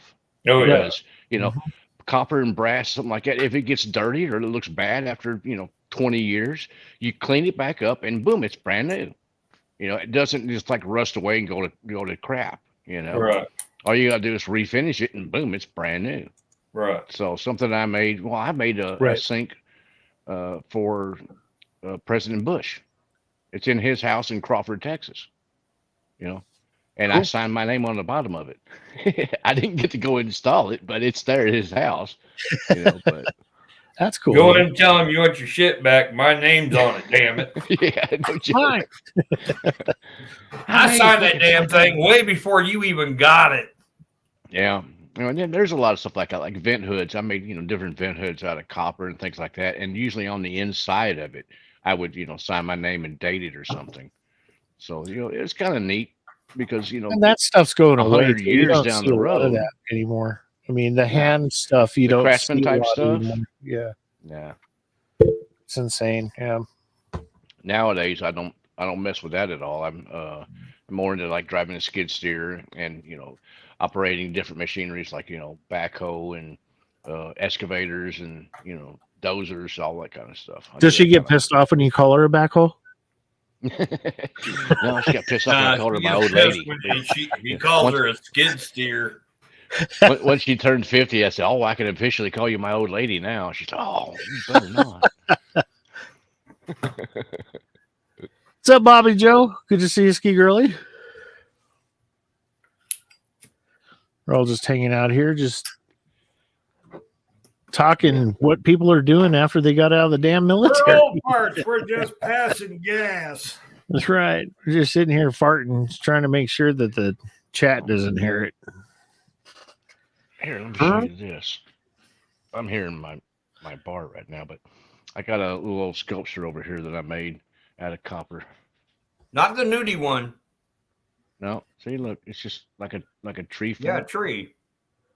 Oh, dude, remember Scott? We used to do stuff like Wrap that. Wire and stuff. Yeah. Yeah. It's if you look, it's mainly wrap copper wire. Yeah, only it's bigger gauge wire, which is awesome.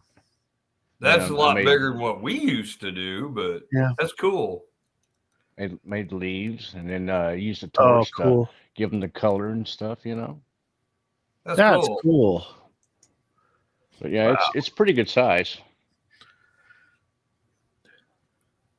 I made that for my dad years ago.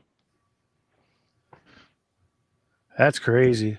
Yeah, we used to go to work with our biological father way back. I mean, we're talking early 70s. And he was he did like blueprints and shit for different types of like he was a draftsman. He was a head draftsman. But the people there, they would build the stuff that they would draft up, and they had all kinds of copper shit laying around, and I remember him getting a hold of a bunch of it. He'd make these little fucking trees and shit out of the copper wiring. Oh yeah, I never did it. He did it. You just sit there. I used to do that stuff all the time. Yeah. Take the wire and wrap it around your arm, and then all of a sudden you have to clip it, and then you twist the bottom and you clip that, and then you make the tree trunks, and then you can make all the good stuff on the top. I used to make little bonsai trees, and they were cool. I've made a bunch of those. Those are fun. Yeah, but, and there again, it's copper. It's not going to rot. It's going to be around for, hundreds of years, basically. Yep. So it's kind of neat. I don't even remember what the hell. I don't even remember what happened to them. Yeah, he had quite a few of them. Jack probably got pissed at me one day and smashed them all or something. I don't know. Who knows? I've given away a bunch of them. Hell, he was a very smart man, though. Anybody that could figure out how to make their own frickin' telescope. Yeah, he ground his own mirror and remember him sinking a 30-gallon can in the backyard, filled it full of concrete, and then built a pad. And he bought one of those metal places where you could put your lawnmower and stuff in, and he made it where the roof would roll off. And he built a telescope out of freaking just crap. And I remember him pointing that at a full moon one night, and just the light coming out of the eyepiece would have blinded you. And I remember looking at it, and I remember being a kid, and I think I was probably 7 years old, if that, and looking through the eyepiece and seeing the craters so close in this telescope. I don't even know what the power of that thing was, but the mirror, I remember him grinding the mirrors at least that big. At least. And then he collected, I don't know how he did it, but he collected enough lead weights off tires that were on the side of the road. Yeah. You go to a stoplight and pick up the weights that would fall off people's tires, and made the weights for this thing and melted them down in the fucking barbecue with a vacuum and fire and shit. He was a smart man. He made crystal radios just off, in a cigar box. Yeah. Remember all the shit he used to do. Yeah. Very my smart. Dad was like that. He was abusive son of a bitch, but yeah. My dad wasn't abusive, but he was a highly intelligent person. He taught me a lot of different stuff. Like I said, he taught me how to weld when I was, a pre-teenager. I knew how to weld. So, and he'll build a house and, just all kinds of different stuff. So I'm one of those kind of jack of all trade kind of guys. Yeah, same here. Yeah. And it's served me well. I mean, I'm kind of hey, Jules. I'm kind of one of those Mr. Fix-It guys. If something's broke, more than likely I can fix it. Oh, yeah. And I'm sure that, you're the same way, if it's broke, especially if it's an engine, if it's broke, you can fix it. You ain't got no doubts about it. And, Yes, I see your wrap on your arm, Jules. And women, if you don't know how to fix it, learn it. No, you can learn anything on YouTube, right? Yeah, no shit. For sure. That or get a hold of one of us. YouTube is the bomb nowadays. Jesus. I had to go to Home Mechanics to learn shit. The magazine? Yeah. Or Fix It books. We're getting live now. What's up, Chris? Well, there you go. Hey, Chris. Hi, Chris. Cheers, brother. Howdy, y'all. Hi, everybody in chat. Hi, Ange. Hi, Bobby Joe. Hi, Tom. Kane. Everybody. Yeah. Everybody on panel, of course. Oh, yeah. See, now everybody's jumping up there now. It's almost 9 o'clock. Hell, it's almost 11 for me. It's 11 for Jules, too. Oh, cry about it. I'll be able As they say down south, bless your heart. Hush, you ain't no older than a couple people up here, so you just Who, me? quit your whining, son. I think Chris is older than me. I am older than you. You are? Yep. Fuck yeah, I am. What? How old are you this year? 60. Me too. So you're not older than me. Well, I'll be 60 in October. I'll be 60 in about a month. Well, okay, you got me beat There by a you couple go. months. Whoopie-dee-doo. Now, I think Chris is older than me, but I don't Chris think there's a is, hell of a yes. lot of other people up here older than Not me. by much though, only a few years. Mark and I are the Yeah. babies. Hi, Mom. Yeah. I'll be 'Cause you know, 55. Chris, he Young was pups. in the military back What in the could be like? Revolutionary War, fighting the Germans with bows and arrows. Hmm. Throwing axes. That's it. Yeah. Cherokee. I can blacksmith you a pretty Cherokee nice throwing axe. Sherman, nothing. I'm a Viking. Ooh. I've made quite a few of them. Scott. And A knives Scott. too. A Scott. Yes, I am. Cool. Thanks for coming up, everybody. It's awesome. Yeah. I just We wanted love to it. come up and say hello and say howdy to everybody and thank you to everybody in the chat for the How's well the wishes wing? and the love. Much love. I How's can't the really wing? make the heart very well. I'll try. It hurts though. It's kind of a lopsided heart. It's a Yeah, big, it hurts. it's a Trust big me. heart with a baby heart. Yeah, well, it's infected, so I just got done soaking it in. And you know how she did Black that little tea and baby heart, right? Huh? And you know how she did that little baby heart. Well, baby heart, big heart. It's what's behind it that matters. She missed the middle finger in that heart. Yeah, it's the thought that counts, not the That's size. right. And we all have our thoughts, right? That's right. It's a hallmark when you care to send the very best on Easter. Well, Easter is like, I don't know how to feel about it because my grandfather died. He died on Easter Sunday, and my dad died the day before Easter Sunday. Wow. Dang. So Easter's kind of weird for me because I'm just like, Yeah. kind of brings back some memories and shit. But it is what it is. Yep. You could take it one way or another. You could let it ruin your holiday, or you could say, hey, that's pretty fucking special if my grandfather and my father died Easter and that's when Christ was resurrected. If you choose to believe that, and I'm not trying to go religious. Yeah. I'm just trying to be positive. Who's Christ? Yeah, always Amen. better to be positive. Yep. I didn't can't know even do guy. that. See, I'm like, Oh, that was that Mexican dude named Jesus, right? well,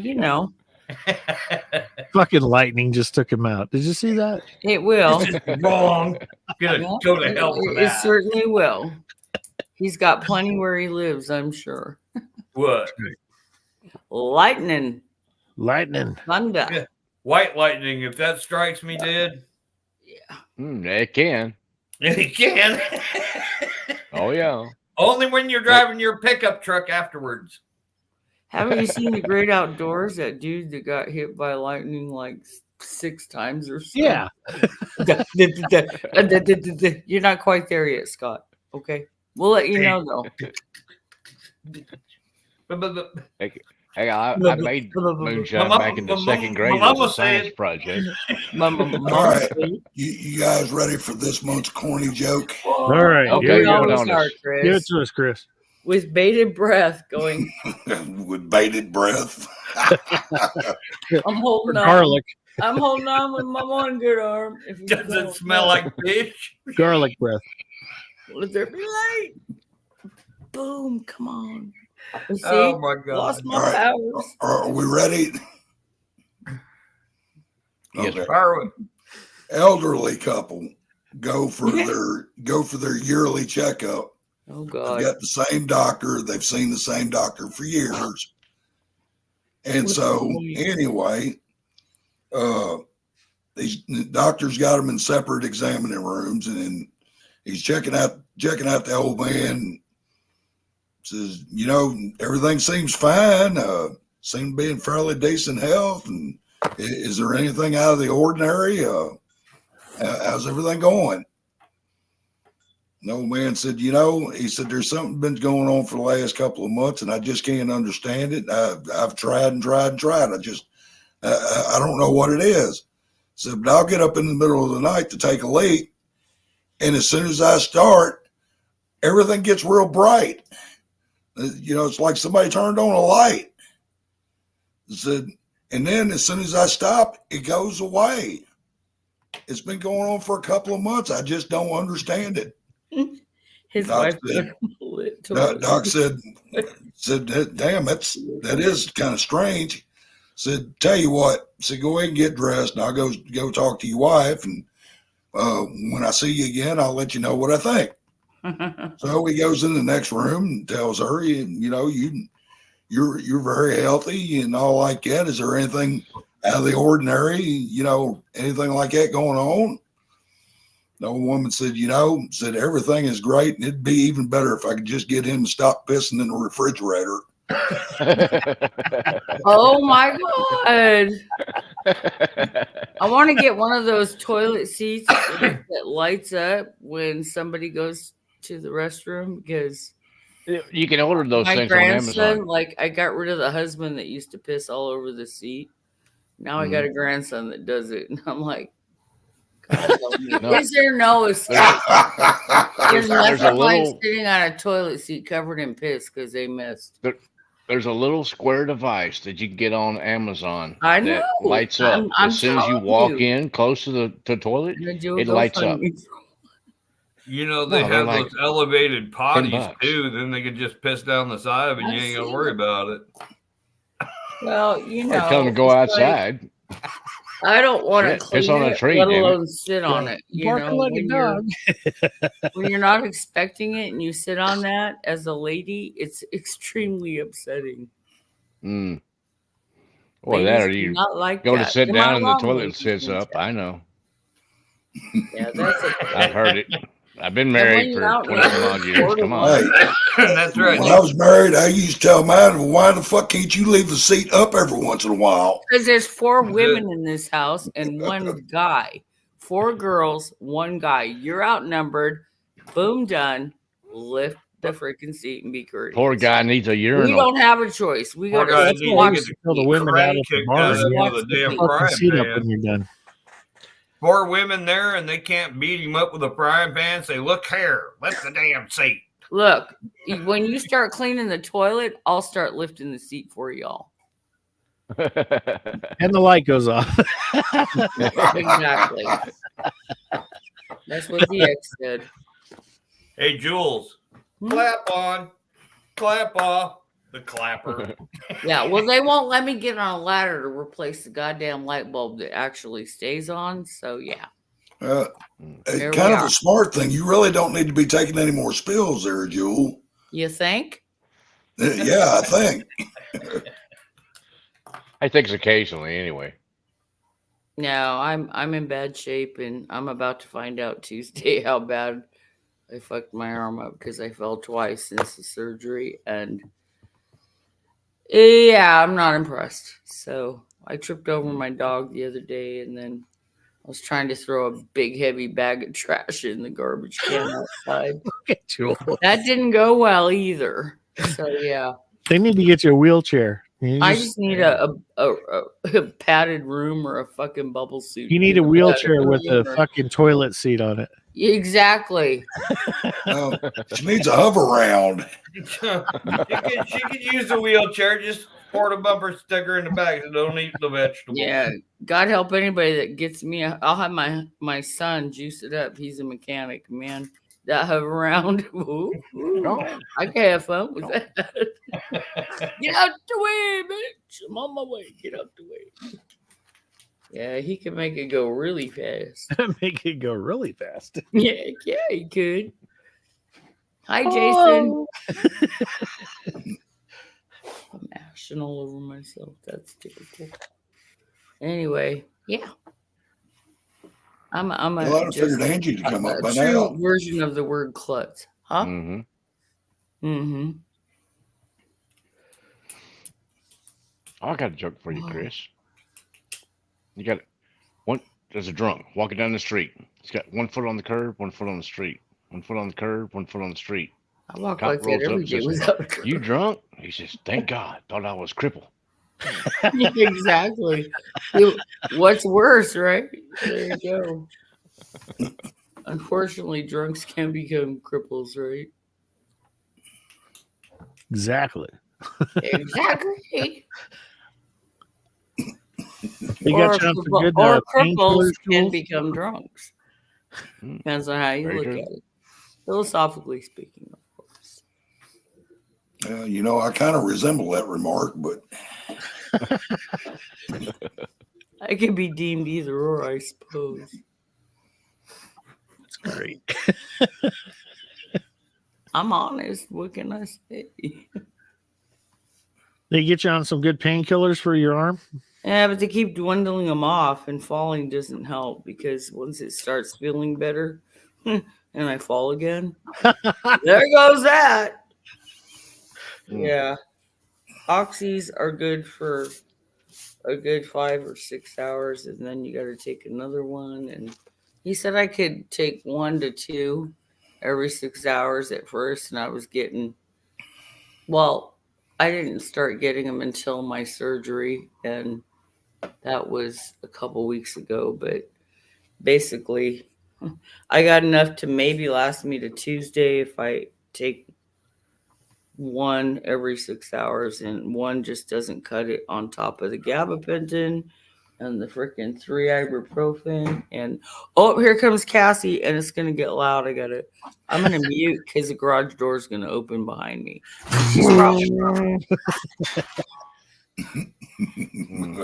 They give me those for when I had a hernia surgery, and they did nothing for me for pain except make me puke, which is not fun when you got a hernia surgery. Yeah, one of my daughters got hooked on it, and she died of Oxycontin from it. Hi, Cassie. Okay. Nasty. Go ahead. Hello. Hello. Hello. She just got back from a comedy show. You Was look it funny. It was Yeah, funny. she was. Did you hear You any look funny. It was Matt Rife. Oh God, that guy is a cut up. Yeah, he's funny. Yeah, she's a little toasty. A little He bit. didn't pick. He didn't pick on you, did he? A little bit. A little bit. A little bit. A little bit. Akito. 4/5 worth. You okay? Can you make it in? Watch her trip up the stairs. You all right? Yeah, no, that's my job. I'm the master of that one. Well, I've been there and done that before. Well, you got to stop doing them Joe Bidens. Me is falling down the stairs. That's what breaks me up. Well, yeah, that's kind of what I did. But yeah. Yep. But Yep. I'm not talking. Thanks, I'll be right back. I got to talk to a man about a horse. All right. Uh-oh. You Speaking better of not horses, be talking to a man about a horse. Paris showed me a funny TikTok today about a horse. It was. Don't it's want to funny, talk and to a man made about a people horse. cry, You're and talking it was about so funny. somebody's pecker. Horses are like pets. I think this horse was a dog in a former life or something. Is identified as a horse. Yeah, but it really was a dog, right? That's No, what a it was gecko. more or less saying. So. What's up, Carla? How you doing? Hi, Carla. I can't feel the ice. Hey, Carla. Because it really hurts. Well, Brian, I'm going to leave you Taking it off. with your panel. You see? Yeah, we're not going to go much longer because I've got to get up early again with the horses. Bedtime. So Brian, bedtime, right? BB. yeah, Scott, you have a know good me. Easter, brother. I'm not You do. I'm not a late guy. You know me. And as you can tell, everybody was cracking jokes, and I had to shut my mouth. Oh, really? You That's what I was doing. I was like, not the fucking presses. Well, if you could just figure a way to cut your jokes down to about a quarter. about 2 dimes and a nickel. Well, either way, that'll work. Okay. Works out in the wash, does it not? That's right. it. All right. Y'all have a good Easter. All right, Scott. Love you. All right. Love you too, Brian. Happy Easter, Scott. Take care. Yeah, happy Easter. I hope you have a everybody. wonderful day tomorrow and good food. Oh, hell. I'm lifting Maybe. logs. All right. We'll He's see trying to y'all find a later. leave button. Night, All right, Scott. Jen. It's good Bye. to see you. Whee. He's so funny. Well, I hope everything came out all right. Oh, yeah. No prostate issues with me. Hopefully, the military taught you not how to pee on yourself or the toilet seat. I walked outside of the bar. That bush is watered down. Yeah, that's the one thing that's really nice about where I'm at right now is I don't have to worry about any neighbors or anything. So there you go. That's At least the always a neighbors you don't plus, know who are spying on you. unless you Yeah. need a neighbor. Well, on this side over here, there's a graveyard. So shit. I ain't worried about them. You know, there's a couple of neighbors behind the You place might here. wanna. Like there's 3 neighbors, and then to this side over here is a church, and there's nobody there right now. So I'm not worried about anybody. Are you saying you're throwing a party then? Well, I do have a pool, You're gonna so wake the that's dead always a and plus. not worry We about can it. have a big naked pool Church party, and goers nobody aren't would there. notice. Next thing you know, there's drones flying over his house. Yeah, yeah,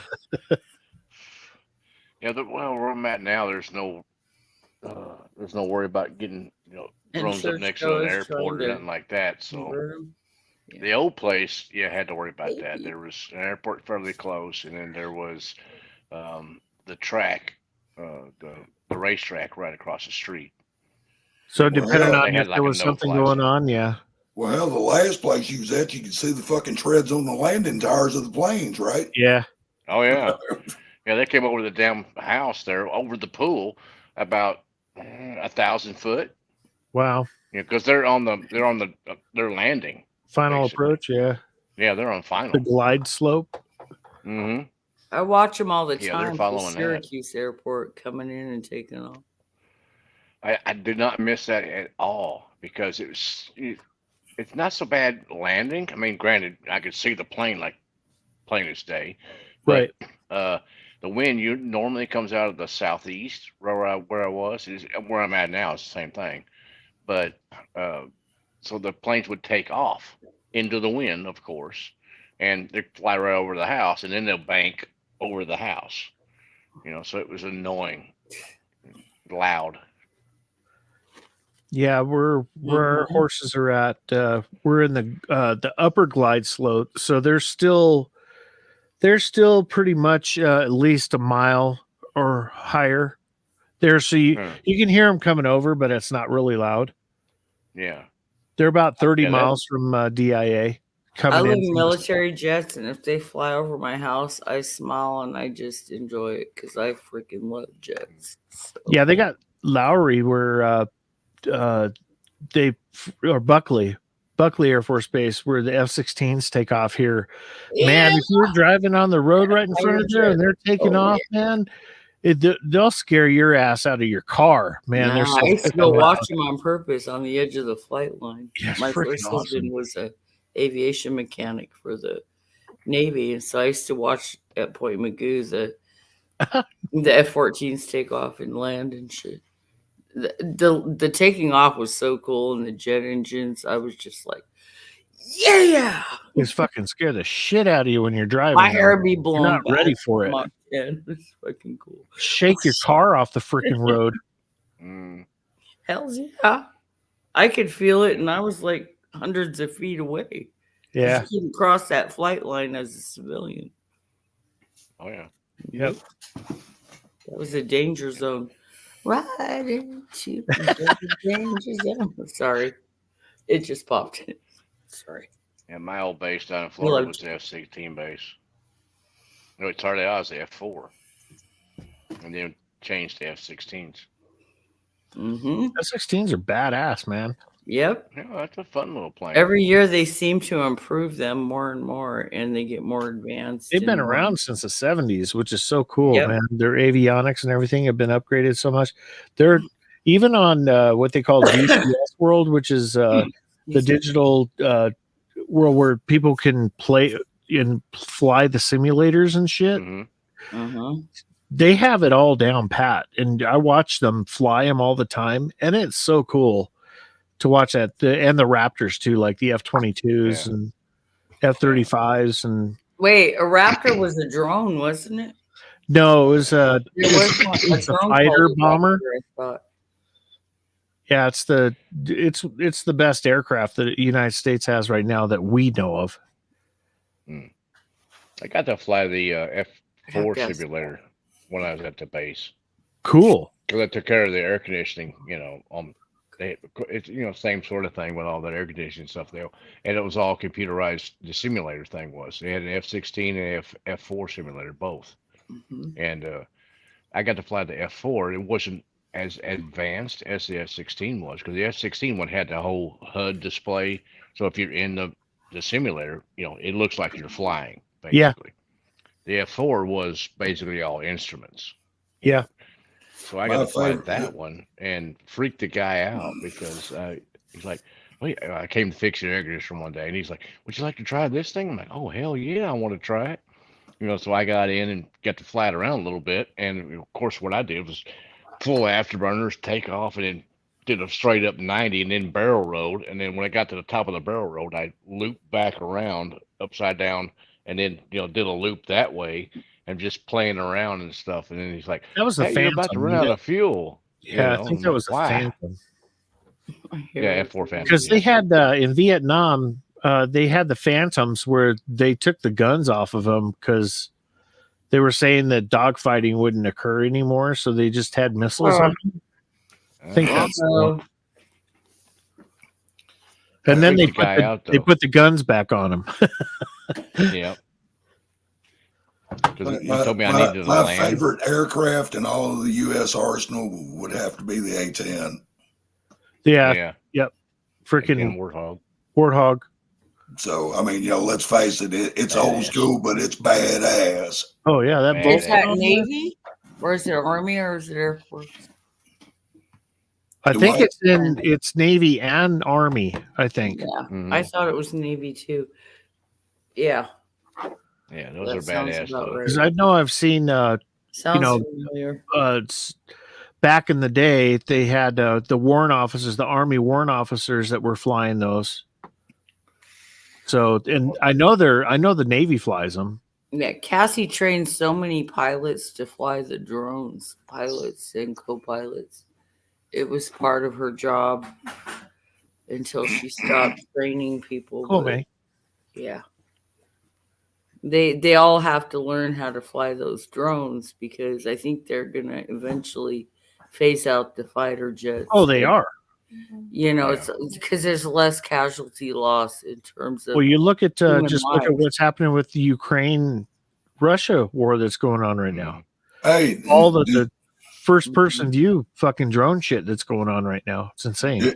Did y'all know that Maddie tested poets on the F-22? Poets. He tested poets on the F-22.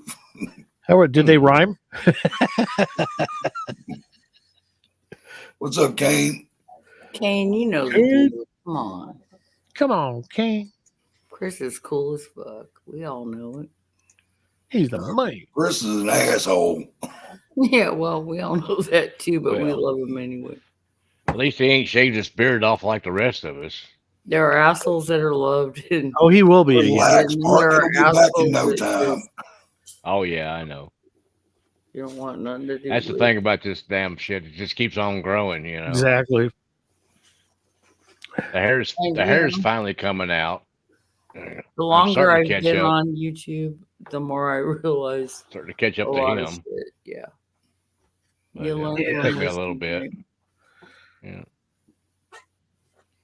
Exactly. Yeah, see. It's coming out. Yeah, it's getting there. It's getting long. It's not as long as mine yet. Almost. Maybe. Oh, heck no. Give me a couple of years, though. I'll catch up to you, Jules. Down there. Well, mine fell off the top of my head, started fucking growing out of my ears. So, Well, yeah. Part of the aging process. It starts growing out your ears, your nose. You lose hair where you don't want to, and you grow hair where you lose hair that you want to keep, and you grow hair you don't want in places you don't want. That's right. You remember ever looking at old people when you were a kid and going, why do they have their eyebrows so bushy? Hair coming out their ears, right? Yeah. Hey, Yeah, look at I that. tell the Look youngins at all the that here. time, I've become And then what I they used put to their fucking head laugh back at and you look 30 up their years nose ago. and you're like, oh, get a bushwhacker. And they Oh. whistle when they breathe Mm. Wow. out their nose. Some people do that without the hair. I'm just saying. Well, Chris, at least it ain't growing out your shoulders and back now. I had a That's cousin one look like an thing I ape. think that I'm not I don't have that issue with the hair Mm. everywhere. Oh, I had a cousin. My God, that boy looked like an ape. He had I got a hair, you know, funny just story, but I can't like tell it. like You Chris's just beard, you know, off his shoulders. And Hey, I'm like it's all fucking over, so it sucks being a damn woolly mammoth. Look good. We're gonna dig you up a couple thousand years from now, Chris.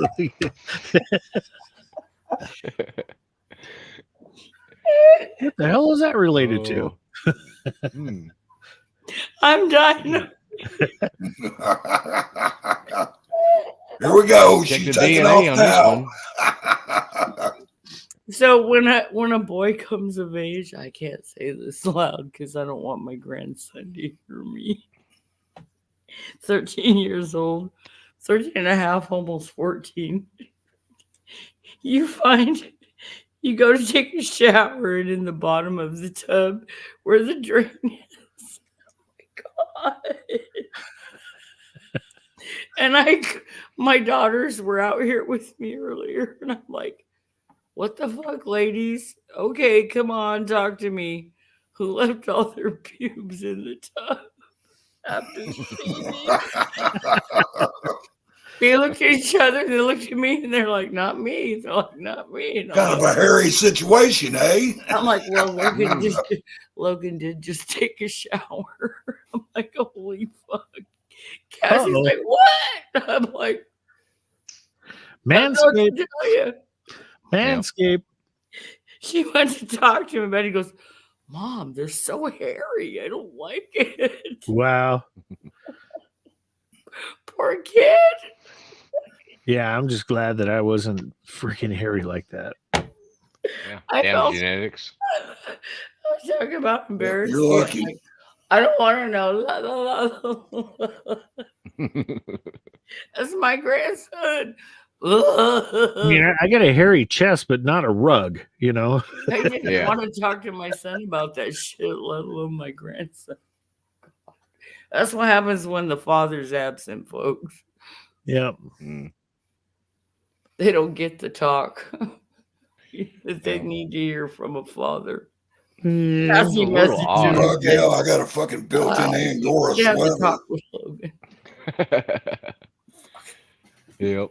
Poor kid. It's odd, you know, how genetics works like that, you know, because, you know, my dad was kind of a hairy guy, but not like crazy hairy. And then, but his brother, because of the Indian in the ancestry there, he had squat.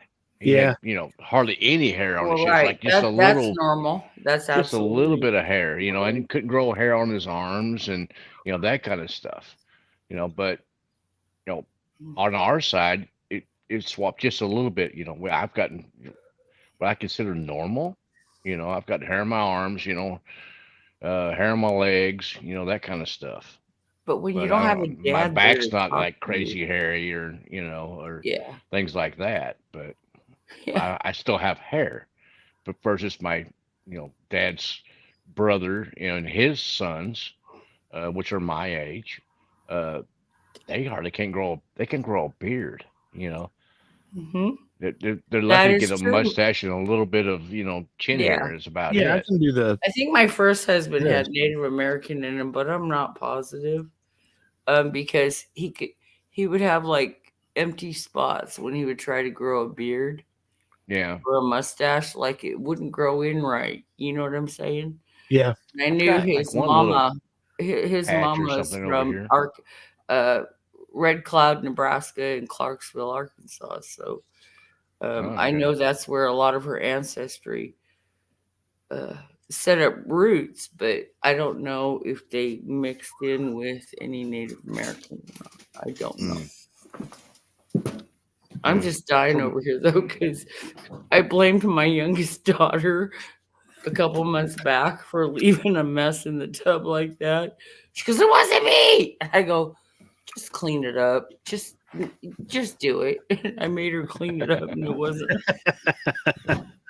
The story just got funnier. She goes, "I told you it wasn't mine." I was fucking dying. What's that, JC? I was wrong. Forgive me.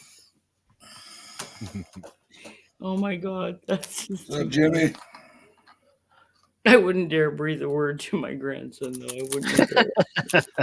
Fuck. So we'll go for Let's talk another about it. 15 minutes. Okay. Then I have to go off to Betty Bye because I got to be up early, as Or usual. it'll turn into a pumpkin, people. Yeah, geezer. Yeah, He's I'm- already got the color going. no, see? it's the responsibility. It's not the geezer. One thing about it is that I get up by an alarm clock every day, so I don't sleep in any days. No days I sleep in. I get up by my grandson's alarm clock, which for some unknown reason goes off at 4 o'clock in the morning. And when he Ugh. sleeps in the basement, his alarm clock's in his room, and my room's across from his. You go I in and don't even unplug that damn sleep thing. much, but when I do, I want to sleep. Go in and unplug that damn thing. That's what I do because I can't figure that new age fucking Yeah. shit out. Bing! That's an alarm clock. I have tried to Whoa, see figure you out. later. I'm like, I'm done. Boink, unplug it. You can reset it and figure out not to set it at 4 o'clock in the morning because he sure as shit does not get up at 4 o'clock in the morning. Yeah. I ain't got no reason to get up at 4 in the morning. Yeah, I only wake up at 4 in the morning if I'm in pain. I wake up Yeah, at 4 in the morning I get because I up- need to take a leak. That's about it. That too. Yeah, that's usually around 2:30. But during the week, I'm up at 4:30 every morning. On the weekends, we get up at 5:30. 5:30. 5:30 is not bad. No, that's sleeping in for me. When I'm out doing chores at the barn and the sun's coming out, yeah, that's late. Yeah. Well, like you said, it's a lot of. I mean, farm work. If you're doing any type of farm work at all, Yeah, it's daybreak. unforgiving because it's nonstop, and you're lucky to get sleep because you got. I mean, the animals can't feed themselves. Yeah, we're out there especially in twice a high day. desert when there's not a lot of grass or things for them to graze on. There's no Yep, grazing Vanessa. there, so they need to be fed. You know. Well, Twice a day. the whole idea of, you're supposed to get 8 hours sleep a day is bullshit. I've survived off of No, 4 to I've 5 been for living off many, of 3 many, to 4 many hours of sleep a years. night for some. yeah, if I get 4, I'm lucky. I lost. There you go. Wow. Yeah, I can't survive any less than 6. That's why I go to bed when I do, because I'm worthless. Because everything I need to do with my brain during the day working, I can't survive on that little amount of sleep. I have at least 6 hours of sleep. So, and the worst part for me is I'm an extremely light sleeper. Fucking mouse farts, it wakes me up. So, Unless when I'm medicated, though, Vanessa. what scares me is I don't hear a lot like I used to because of the Ropinerol I take for restless leg syndrome. that's the astonishing thing. I'm supposed to be I fucking can't deaf. sleep without at all. What? Yeah. Yeah. Damn. This is like freaking 5 pounds of ice in there alone. It's too heavy for my arm and it hurts. I'm just gonna lay my arm on top of it. There you go. I just hope you heal quickly, Jules, because that sucks. Yeah, quickly doesn't happen with this because I have to go back for another surgery. How Dorito? How you doing, man? I'm not letting them leave that hardware in See, there. I can't do a not nap during the day because my skin. if I sleep during the day, let's say I get up and then come back and try and take a nap, I have the most vivid, fucked up dreams. I can't do that, man. I can't sleep during the day. Like, it's not worth it. That No, it's dream not worth scared that. me You more get up than and you're that like, game. where am I? What world am I on? What am I in the same fucking decade? I hate that. Am I still sleeping? Am I awake? What was that dream? Holy shit. There you go, Maddie. You wake up and you're like, thank God it was just a dream, right? Yeah. I've had a few of those. Vanessa, if I turn the right side to you, you might understand I don't want to hear you because her right ear is Because you can't hear out of your other ear. You know, I gotcha. yeah. I used to have to walk on my first husband was completely deaf in his left ear. So I had to walk on the right hand side. And I just, I knew better than to walk on the other side because if I talked to him, he would flip out. He couldn't hear what I was saying. Right. So now I have the habit now to this day. I will always walk That'd be on funny. the right hand side of somebody. It's just like ingrained in my brain. It's crazy. It's stupid, but that's how it works, I guess. I don't know. I just got a real fucked up subconscious, so I have the most weird dreams, man. Mm-hmm. I can't sleep during the day. A dream is a wish. I've never been a nap person. No, just I always have I something never to get a do. chance to take a nap. Yeah, true, Chris. I don't dream, and if I do, I don't remember it. And if I do ever do remember it, it's never good. I prefer not to remember any of dreams. Yeah, I'm not a dream person either. Look who's in the house. We got My wife Dorito is, but and I'm Vanessa, of course. What's up, Dorito? Never have been. Don't dream much. Yeah, don't you wake up, Dorito, and you're Yes, like, "Fuck, is it day or is it night?" It You know, takes shit 4 like that. hours to get into REM, which is, the rapid eye movement, the deep Yeah. space. I only sleep for a 4-hour stretch before meds wear off, and then I'm up again because the rest is, and pain. And so I'm like, yeah, there goes that. So I don't have to worry about dreams anymore because I really just, unless I have a nightmare and it wakes me up, I don't really dream. If I do, I don't remember it. I don't remember a lot of my dreams, but depending on how I wake up, then I'll remember the dream. And I know that the majority of them are like dreams of, when you're trying to pack up to go somewhere and you're always behind on things or trying to get somewhere and you can't quite get there. That's my dreams. Oh, those are aggravating too because you're like Fucking rushing hate 'em. around and you're like, I can't, and you're panicking and you're like, You get up and you're like, fuck, I'm you wake exhausted. up in a panic state and your heart's like pounding and you're like, ah. You're like, I remember shit. a few There you dreams go. back in the day. Like dreams of falling or something. Oh, I hate those. Are the worst. Those. I used to have those when I was younger, falling or flying or something like that. Yeah. Mm-hmm. The ones I I remember dreaming hate I was are- falling and hit the ground and just bounced. Yeah. Down a hill. Well, that was odd. Wow. Well, it's better than going splat, right? True. Yeah. I'm Yeah. rubber. You're glue. I'd rather roll down a hill than Boing, boing. fucking go splat. Yeah, I've never been parachuting, so I don't know why I would have a dream of falling out of a plane. But Oh, well. Is it a So it was subconscious odd. fear of yours, maybe? That is a Yeah. wild. She jumped out of a plane, sensation. and I doubt she'll ever do it again.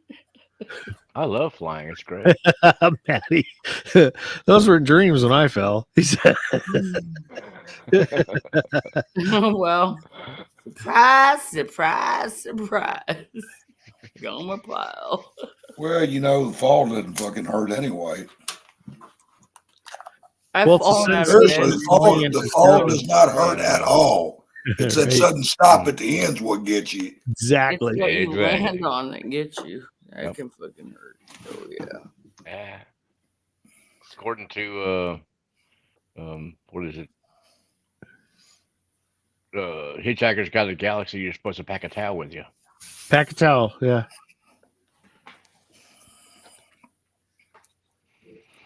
All right. Well, since you're cutting out I'm here, I'm ready. gonna go ahead and cut out myself.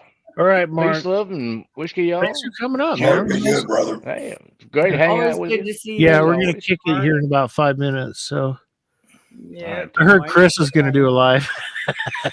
Oh, All right, He hasn't then. done one. Chris in is how like, many what? years? Y'all be good. We'll see you Oh. next You too, time. Mark. Thanks for coming up. Love Take you. care, man. Buddy. Bye. Cheers. Always good to see my friends. They always cheer me up. No, I keep saying I'm gonna start doing lives again, but I ain't done it yet. Yeah. Hmm. Yeah. Yeah. Here comes Dorito for 5 minutes. No, I just popped up because of what you guys were talking about. I Yeah. had to look it up because I knew that when you're falling in your dreams, it's supposed to really mean something significant, and I couldn't remember what it was. And when you fall in your dream, it's usually subconsciously you have fears of All losing dreams are. something, and insecurity of losing someone, or your fear of approaching something in life. It's insecurity Yeah, it's basically what of it some is. sort. Yeah. Our subconscious is more active when we're asleep Yeah. because our formal conscious or awake conscious Well, takes over during our waking hours, but in sleep, all our shit comes out in a subconscious state while we're sleeping. that's what I meant by spiritual ascension.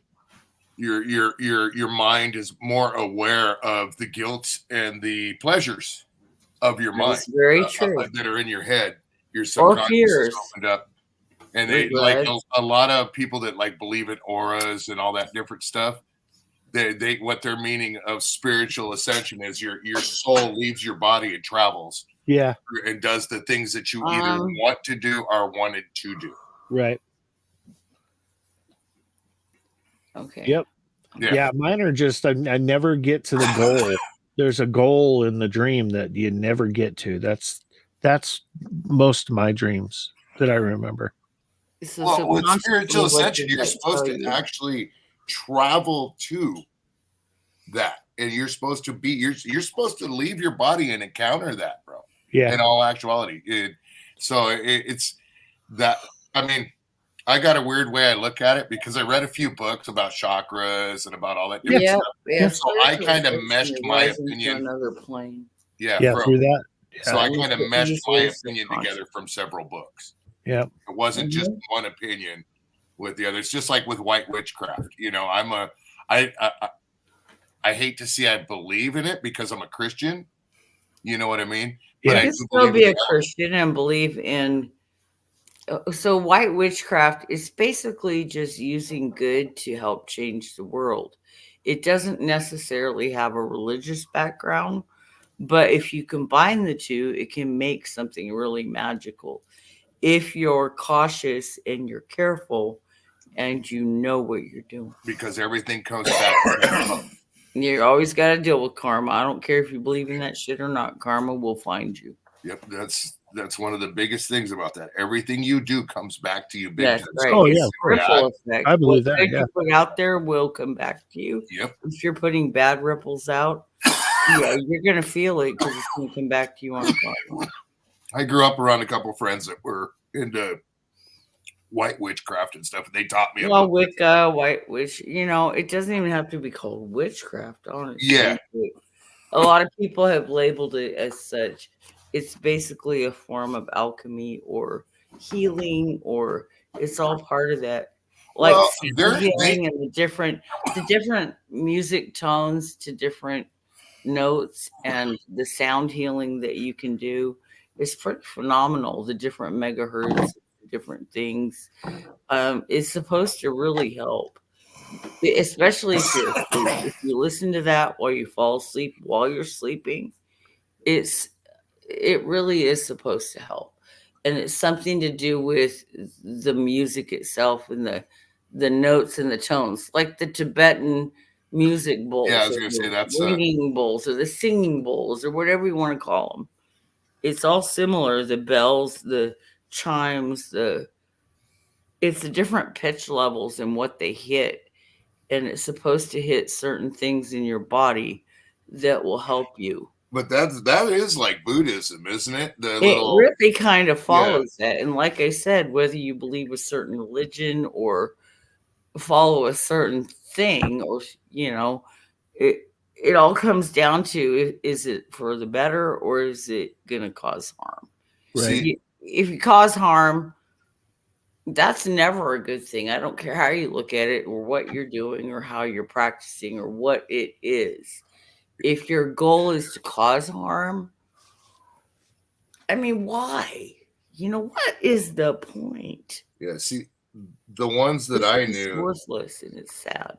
the ones that I knew, they were just into the earth and into the elements. It wasn't. Well, and that's a big part of Yeah, it. it wasn't. But you got to look at it in a universal term, and in terms of space, the heavens, the universe, the different realms, and like you were saying, spiritual ascension. I mean, you're talking about different degrees of awareness of what.